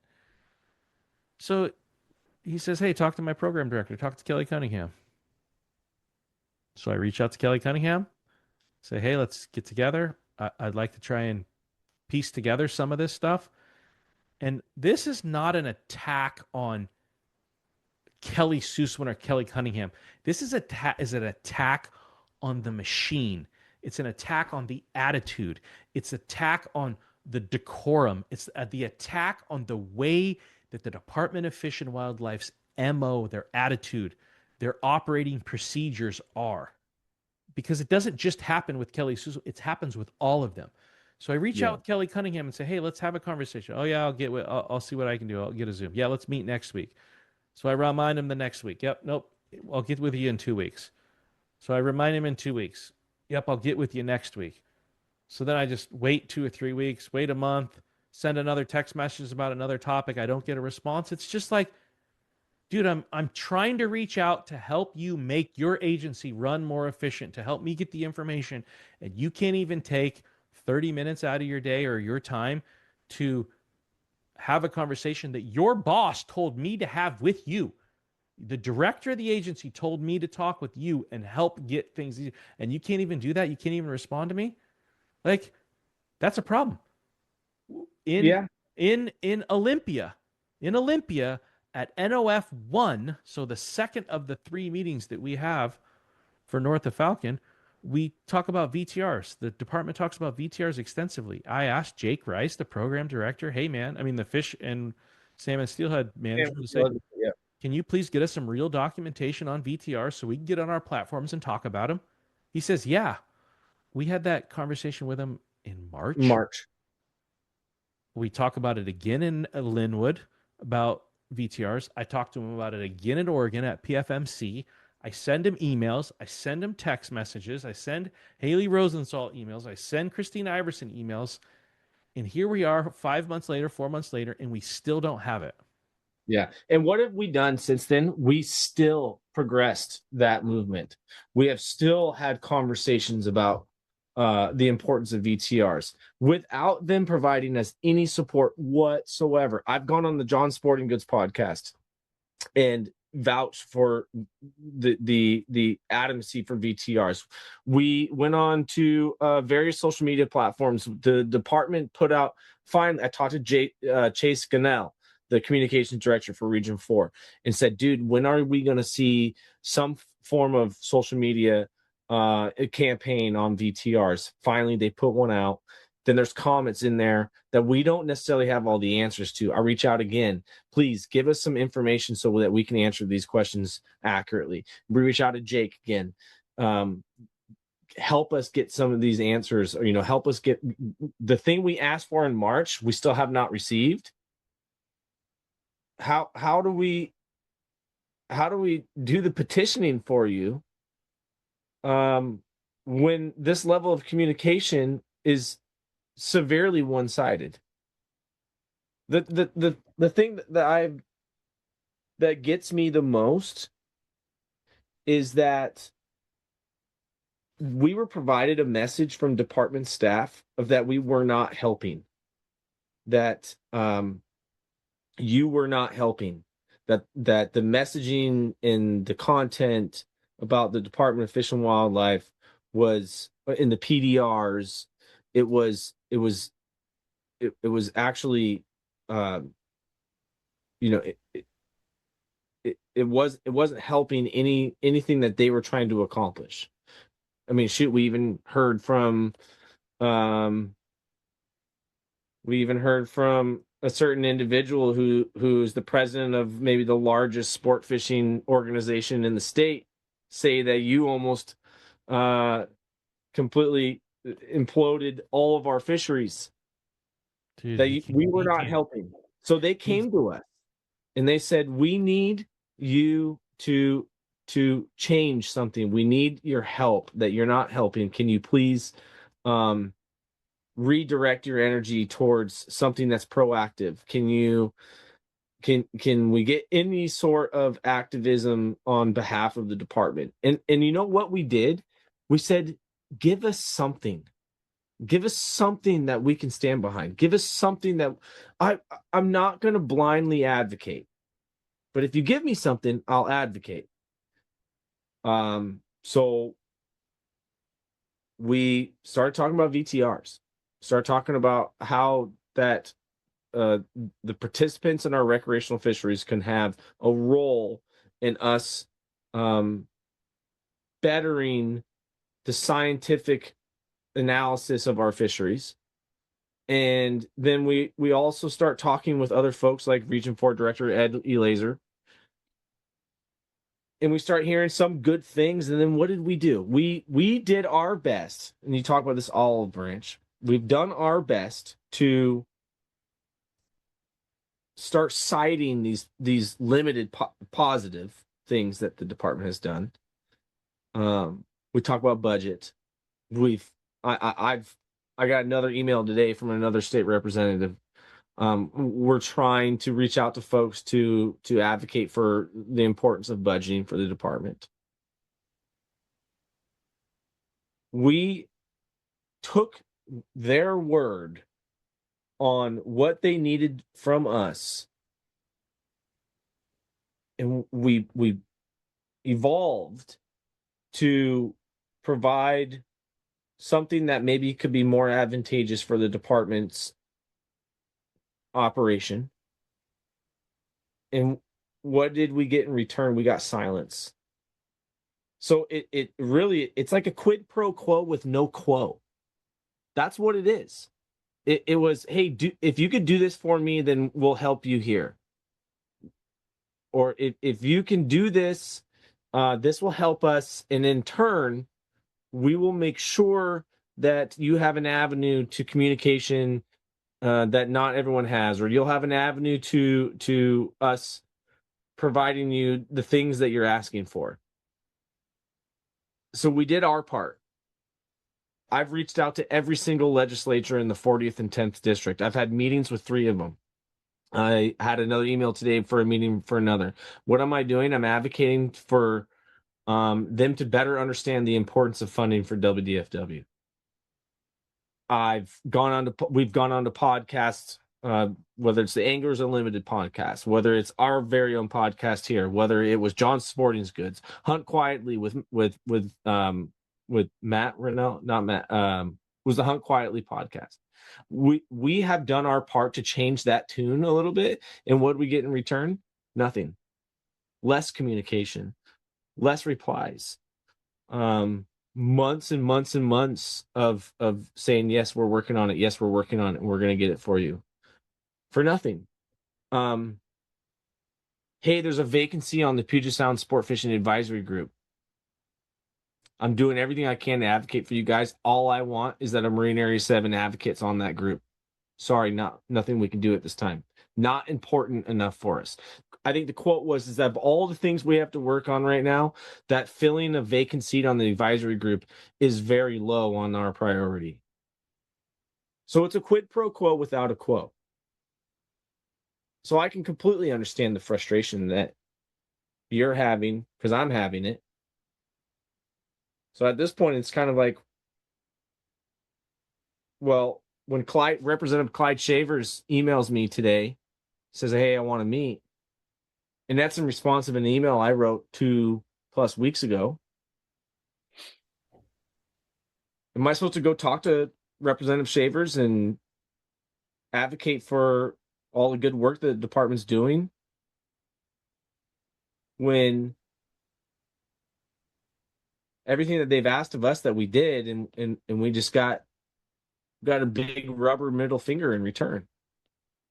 No, I don't care about Marine Area 7 advocacy. No, I don't care about the public understanding Stilly payback. No, I don't care about the public having a good understanding of the importance of VTRs. The list just keeps growing, and at some point, I don't know how high-ranking department staff, Mr. Cunningham, can question or have any sort of animosity towards what we're doing if he's not willing to at least see that what we've asked of you, you have not provided. Because we did what you asked of us. We lowered the rhetoric. We advocated for the good work that you and your department staff is doing and your regional directors are doing. We've advocated for a program that recreational participants could help bolster the science database. I don't think you're in the wrong right now, Phillip, on saying that you're fed up. I don't think you're in the wrong at all. At some point, somebody with a pay grade a lot higher and an IQ of a lot higher than you and I both have has got to sit down and look at what the common denominator is behind this continued failure of the Department of Fish and Wildlife in regards to its constituents or the people that are responsible for funding it. And somebody needs to figure out, are the people that are in the positions to make these decisions the right ones? And if are these people in the right positions? And if they are, what is the situations, the thoughts, or the feelings that are keeping them from doing the right thing? And if they aren't the right people, then you got to make a decision to start over. And change is not easy. Replacing any of those upper level management will not be an easy thing. You've got Kelly Sussman's been in his position for over a decade, or almost a decade. Cunningham's been in his position for a super long time, 6-7 years, I think. He's These people have created relationships with staff. They've created relationship with people at NOAA. They've created relationships with people within the tribes in the negotiation process. But it's literally becoming a failure on almost every single directive or platform that you possibly can. And are these people fit enough to get this ship going the direction that it needs to go?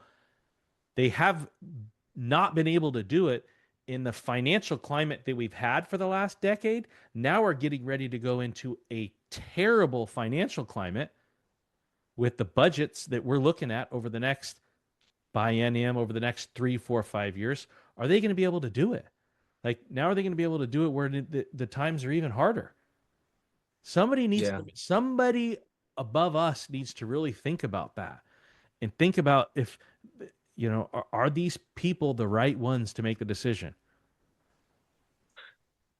There's a lot of stuff that you and I don't see. There's a lot of stuff that those upper level managers do that we don't see.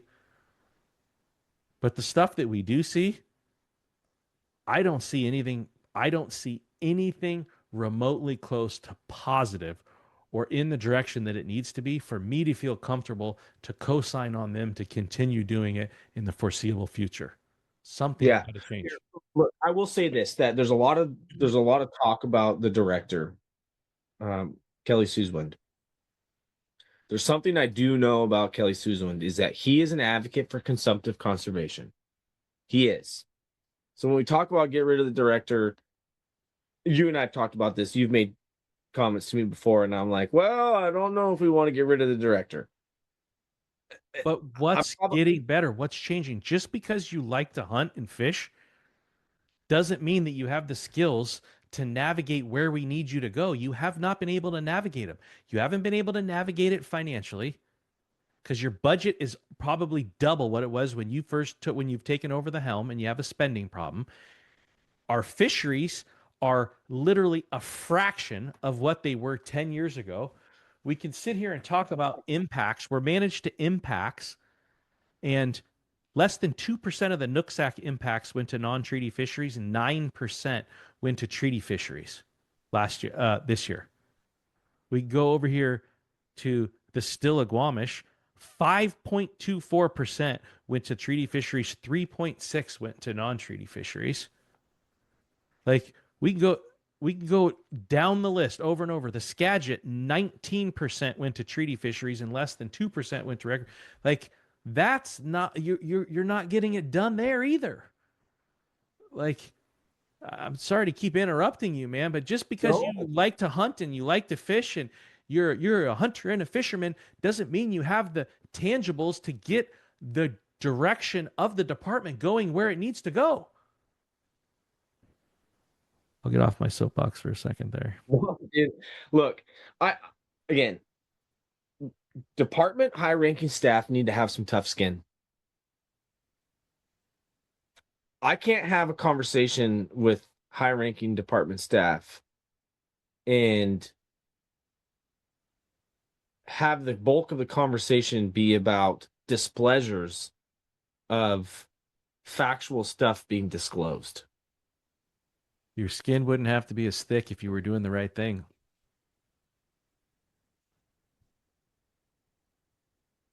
If you sat down and talked with me about my records request, your skin wouldn't have to be thick. If you would have emailed me back 3 different ways to advocate for recreational fisheries in the next 12 months, you probably wouldn't have to take this verbal lashing on my platform right now. Yeah, I agree. If you could figure out a way to put a fishery on the Icicle Creek or river while treaty fisheries took place, just open the fishery up, you probably wouldn't have to see 3 or 4 of my videos every morning when you woke up. Yeah. If you opened up recreational fisheries for sockeye on the Columbia when there's a conservation issue, but tribal gillnet fisheries are going like crazy, and almost 95% of those impacts go to treaty fisheries, like, you wouldn't have to take this lash. I mean, it goes on and on and on. And Well, on. I mean, that bolsters the point that I've made time for years, in that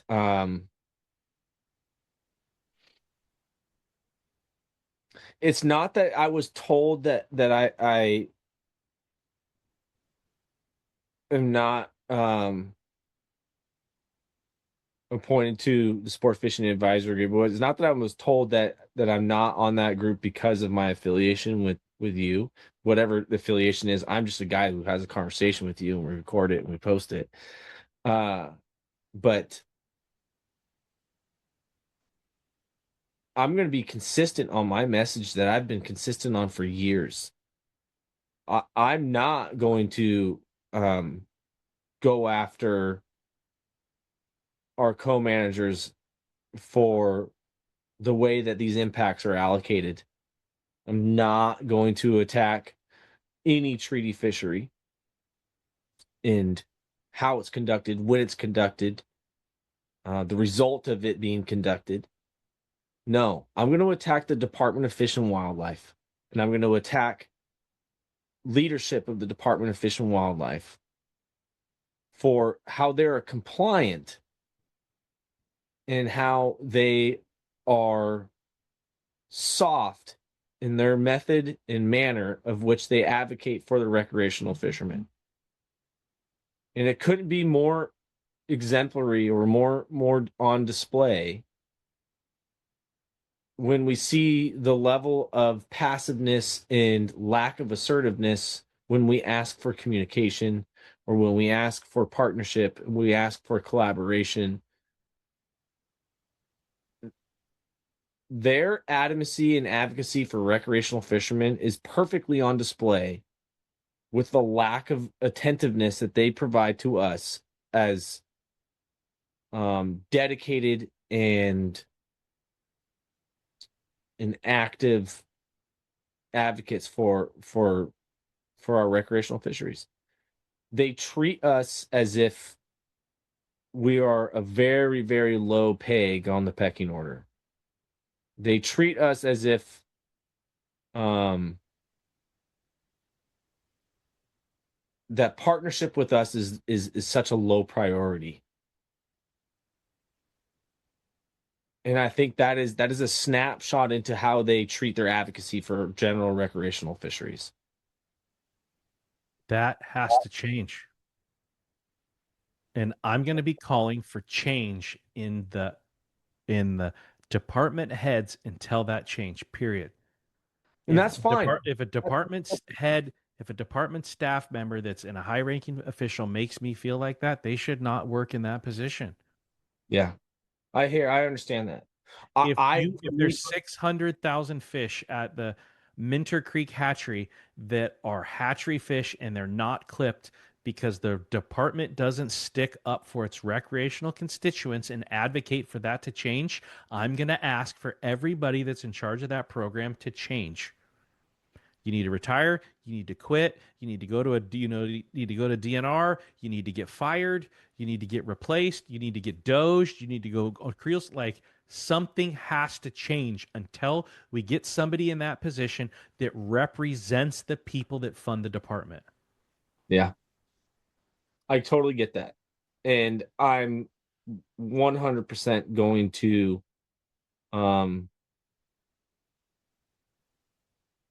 I'm going to 100% stand with you on that.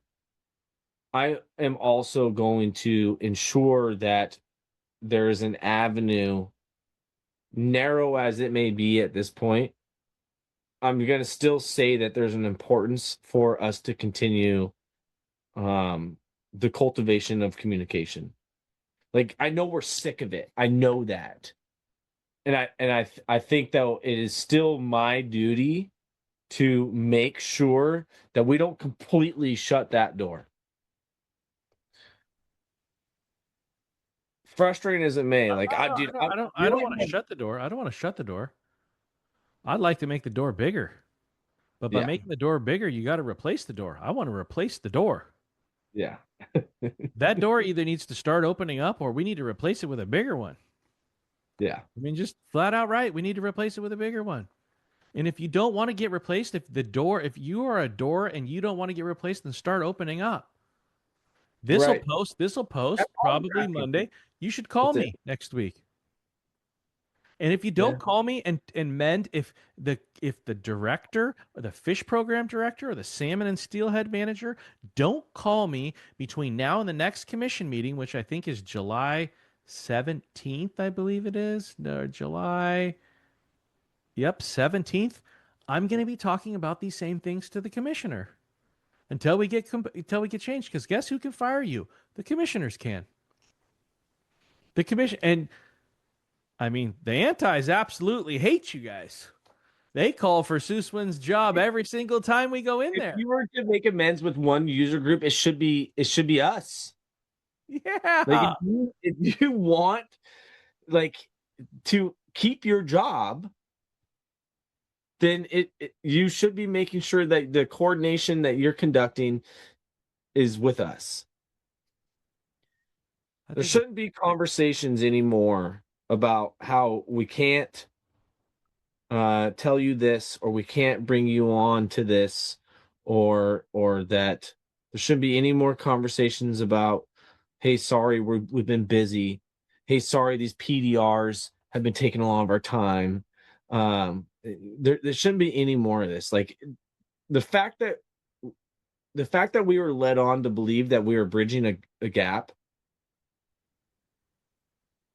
to then, it's like we're seeing the bullshit. We're seeing it. I mean, Jake, I love talking to you, Jake.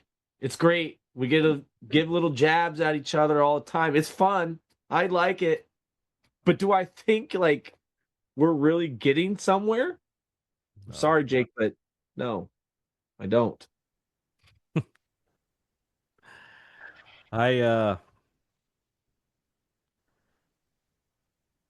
I took offense to there being an opening on the sport fishing advisory group.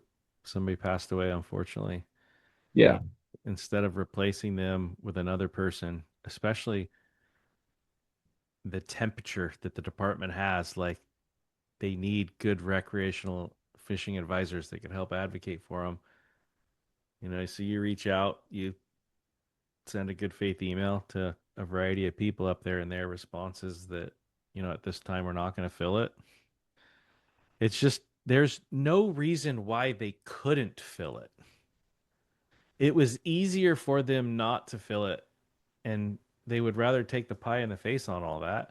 It's just it makes no sense. Like, no, it doesn't. The reason ass backwards over. Yeah, the reason for not filling is that they would have to put it up for.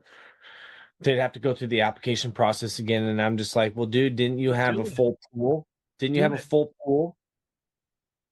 Or like, yeah. You don't follow any of the rules that you say you're going to do. I'm going to have to put an application process.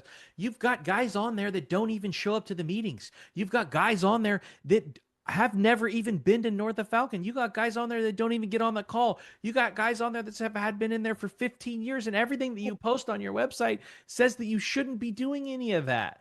Do you really think that we think you have to post it on the website? Dude, it's just a cop-out. Yeah. Let's talk about something positive. Let's talk about the bubble. I got something positive. Because I'm gonna do enough torching this week on social media. Yeah. Let's talk about the bubble. If you've listened this far, like folks, like, hey, we're just trying to give you a snapshot into the climate.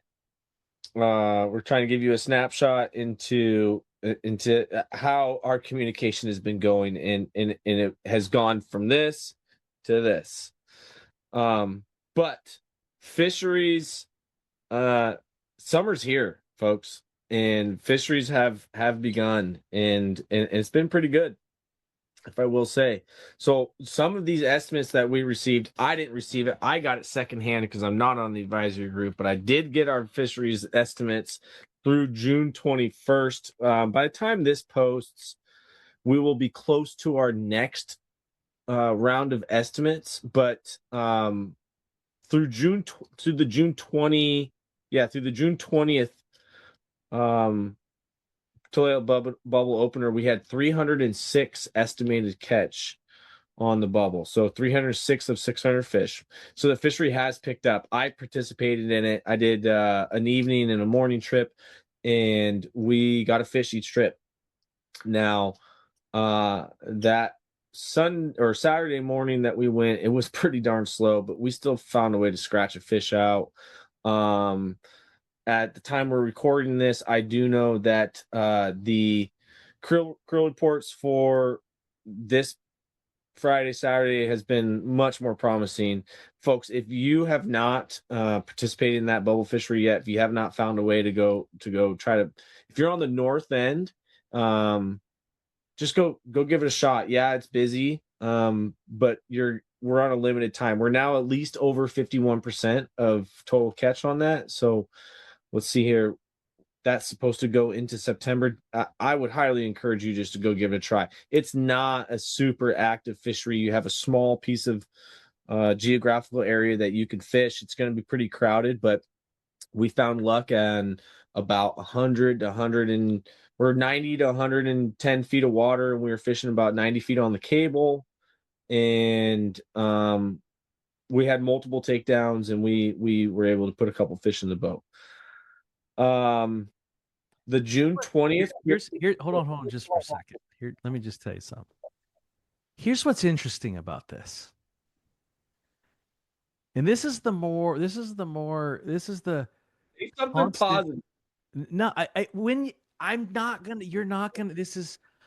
we're gonna talk about tough topics, dude. We're gonna talk about tough topics. We got a 600 fish quota in the bubble. Yes. We know that the Toledo tribe hit Stillaguamish payback last year. Yeah. Harvested over 10,000 fish. They've posted their fishery numbers on their website for like 10 years. I've been watching it like a hawk. I've been waiting for, the Department of Fish and Wildlife numbers to hit 600, and then they close the fishery down.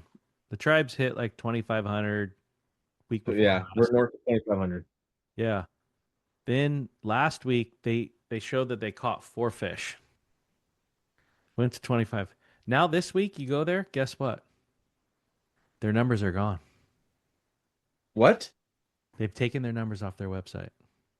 You're telling me the website that we've been watching is no longer there? Gone. You got to be kidding me. I'm not. This is the stuff that we deal with. Hard, like car detailer. What's his name? Oh gosh. What's his name? The car detail. Dude, I'm trying so freaking hard. It's just, hey, treaty allocation is not something I'm going to ever talk about. What are you hiding? Why have you had that public for 10 years? And then you go to the website, the web page that I've had there.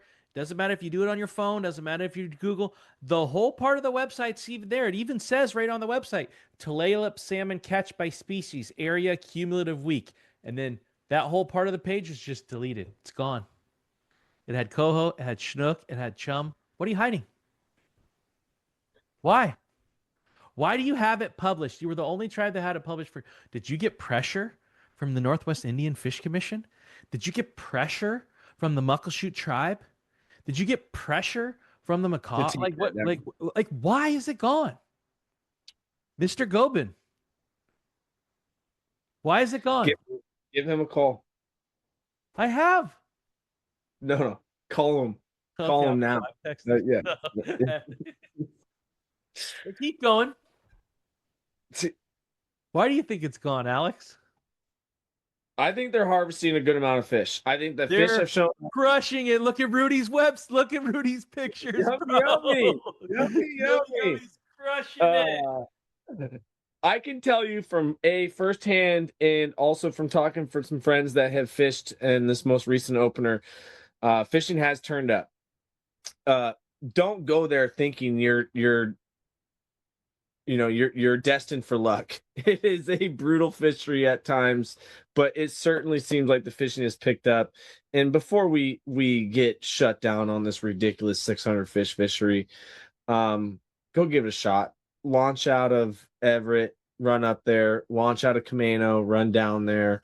I think the kayak launch is going to open up here soon before this fishery closes. Go give that a shot. Again, we had luck fishing 90 feet on the cable from 90 to 110 feet of water. And I think we'll have a video out on the breakaway flasher system I really like to run. So that's what's been going on. Marine Area 10, Resi Coho, it continues. And I think folks are doing well with that fishery. I've heard of a lot of different people that I've talked to that were able to get in there and get their fish pretty quickly. Connor from John Sporting Goods, he had to move around a little bit, but they eventually found their fish. He's got a great video out on running down some gear that they used.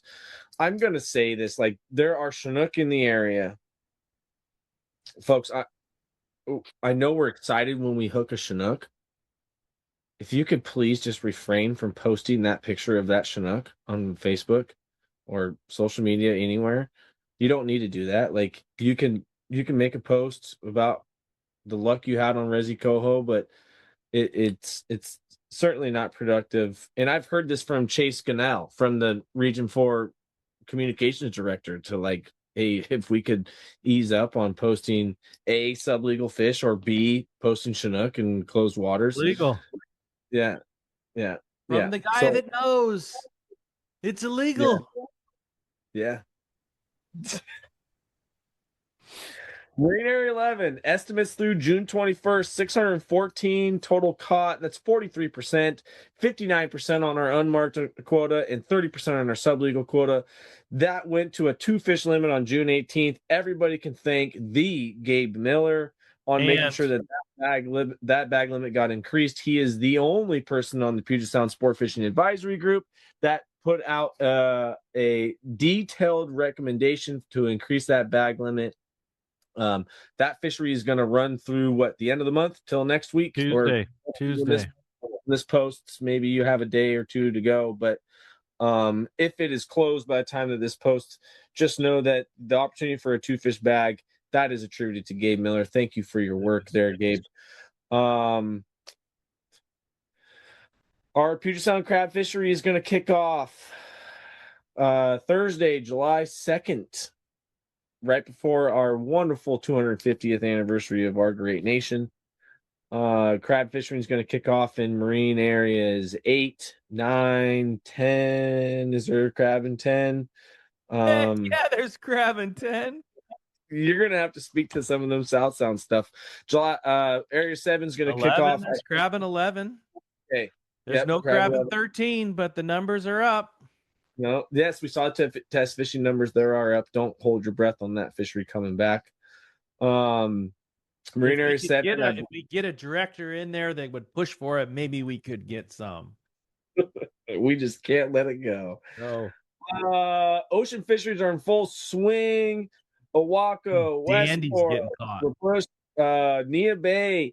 Let me tell you, it has been on fire. If you get your chance to get out to the ocean, get on a charter boat or on a boat of your own. It has been very, very good fishing. Halibut will close in the month of July. So so by the time this comes out, pretty much halibut's going to be wrapped up. Then it will reopen depending on available quota. I can almost guarantee you that halibut days will come back in August in both Westport and out of Nia Bay. We're not even at half. Yeah, what's that? We're not even at half. Yeah. The 1 through 4 quota is looking very promising. With that said, halibut will also close in 5 through 13 until a date to be determined in August, and then we'll probably see the halibut season open back up. Nia Bay continues to be a 1 Chinook limit, a 2-fish limit. One maybe a non-selective king until the 1st of July, I believe it is. And then once July 1st comes, we will go to a 2-king limit out there. Two fish, 2 of which can be Chinook. Release your coho. If you're fishing up there, release your coho. Don't keep them. They're dates anyways. You'll get the fatties later on. It hurts the Chinook quota. Just release them. Yeah, I mean, like, if you can help yourself, you give can. yourself, you can help yourself. Give yourself a full day of fishing. Go target those Chinook. Keep that Yes. Chinook, keep that coho quota on the table. When coho quota is obtained, Chinook fishing ends. Done. Let's focus on that. That kind of breaks it down. There's one more shrimp opener. When's your next? They gave you another day on shrimp. Tuesday What day? the 7th. Tuesday the 7th. Tuesday, July 7th. It's a what? 1 to 4 or 9 to 1? Yeah, it's a 9 to 1. 9 to 1. Yep. How 4. lovely. Yeah. What? I said how lovely. Yeah, 4 hours. I believe there is one more shrimp opener currently scheduled for Marine Area 7 West. And I want to say that's the 17th and 18th, which is conveniently placed during our Chinook opener, which I should remind you, Marine Area 7 and 9 is going to kick off on July 16th, 17th, and 18th. Marine Area 10 and 11 is going to go July 22nd, 23rd, 24th. Am I right on that, Phillip? Is it 22nd? I think it's 23rd, 24th, 25th. Okay, 23rd, 24th, 25th. Man, there's going to be a lot to get to when we really dive into this. My brain's kind of fried. We talked a lot today about WDFW malfeasance, but I can promise you that on our next podcast, our next episode, that we will have a full detailed breakdown of our summer Chinook opportunity, what's happening, what's working, what to expect, and we'll go from there. So, folks, it's a lot of doom and gloom right now on just the overall projection of how our fisheries are going, but this is the best time of year. And so I want to remind folks that we do have an opportunity to get on the water and fill your calendars, book your schedules, make sure that you are taking advantage of the opportunities that we're about to get, because it is going to be a lot of fun this summer. So many people fought so freaking hard for these upcoming Chinook days. Like, take advantage of them. Yeah. Even though there's not very many of them, like, let's take freaking advantage of them. Get out there. Yeah. Weather's going to be good. Sun's going to be out there. It's time. It's go time. Yeah, it's go time. We're right around the corner now. Alex, I had fun. Fuck, what a grueling one. Thanks for being a guest on my show. Not a co-host. Wouldn't want that to get in the way of you becoming an advisor. At this point, it's like, fuck it. But listen, if you're listening to this, 4th of July is next week, and I don't care where anybody stands on any political issue. It's America's birthday, and I couldn't be more happy to celebrate it. I am so stoked on 4th of July. It's my favorite holiday of the year. Let's just get out there, be safe, have fun, enjoy some time with some family and friends, cook some hot dogs, light off some fireworks. Happy birthday, America. Happy birthday, America. Have a good All night. right. You too.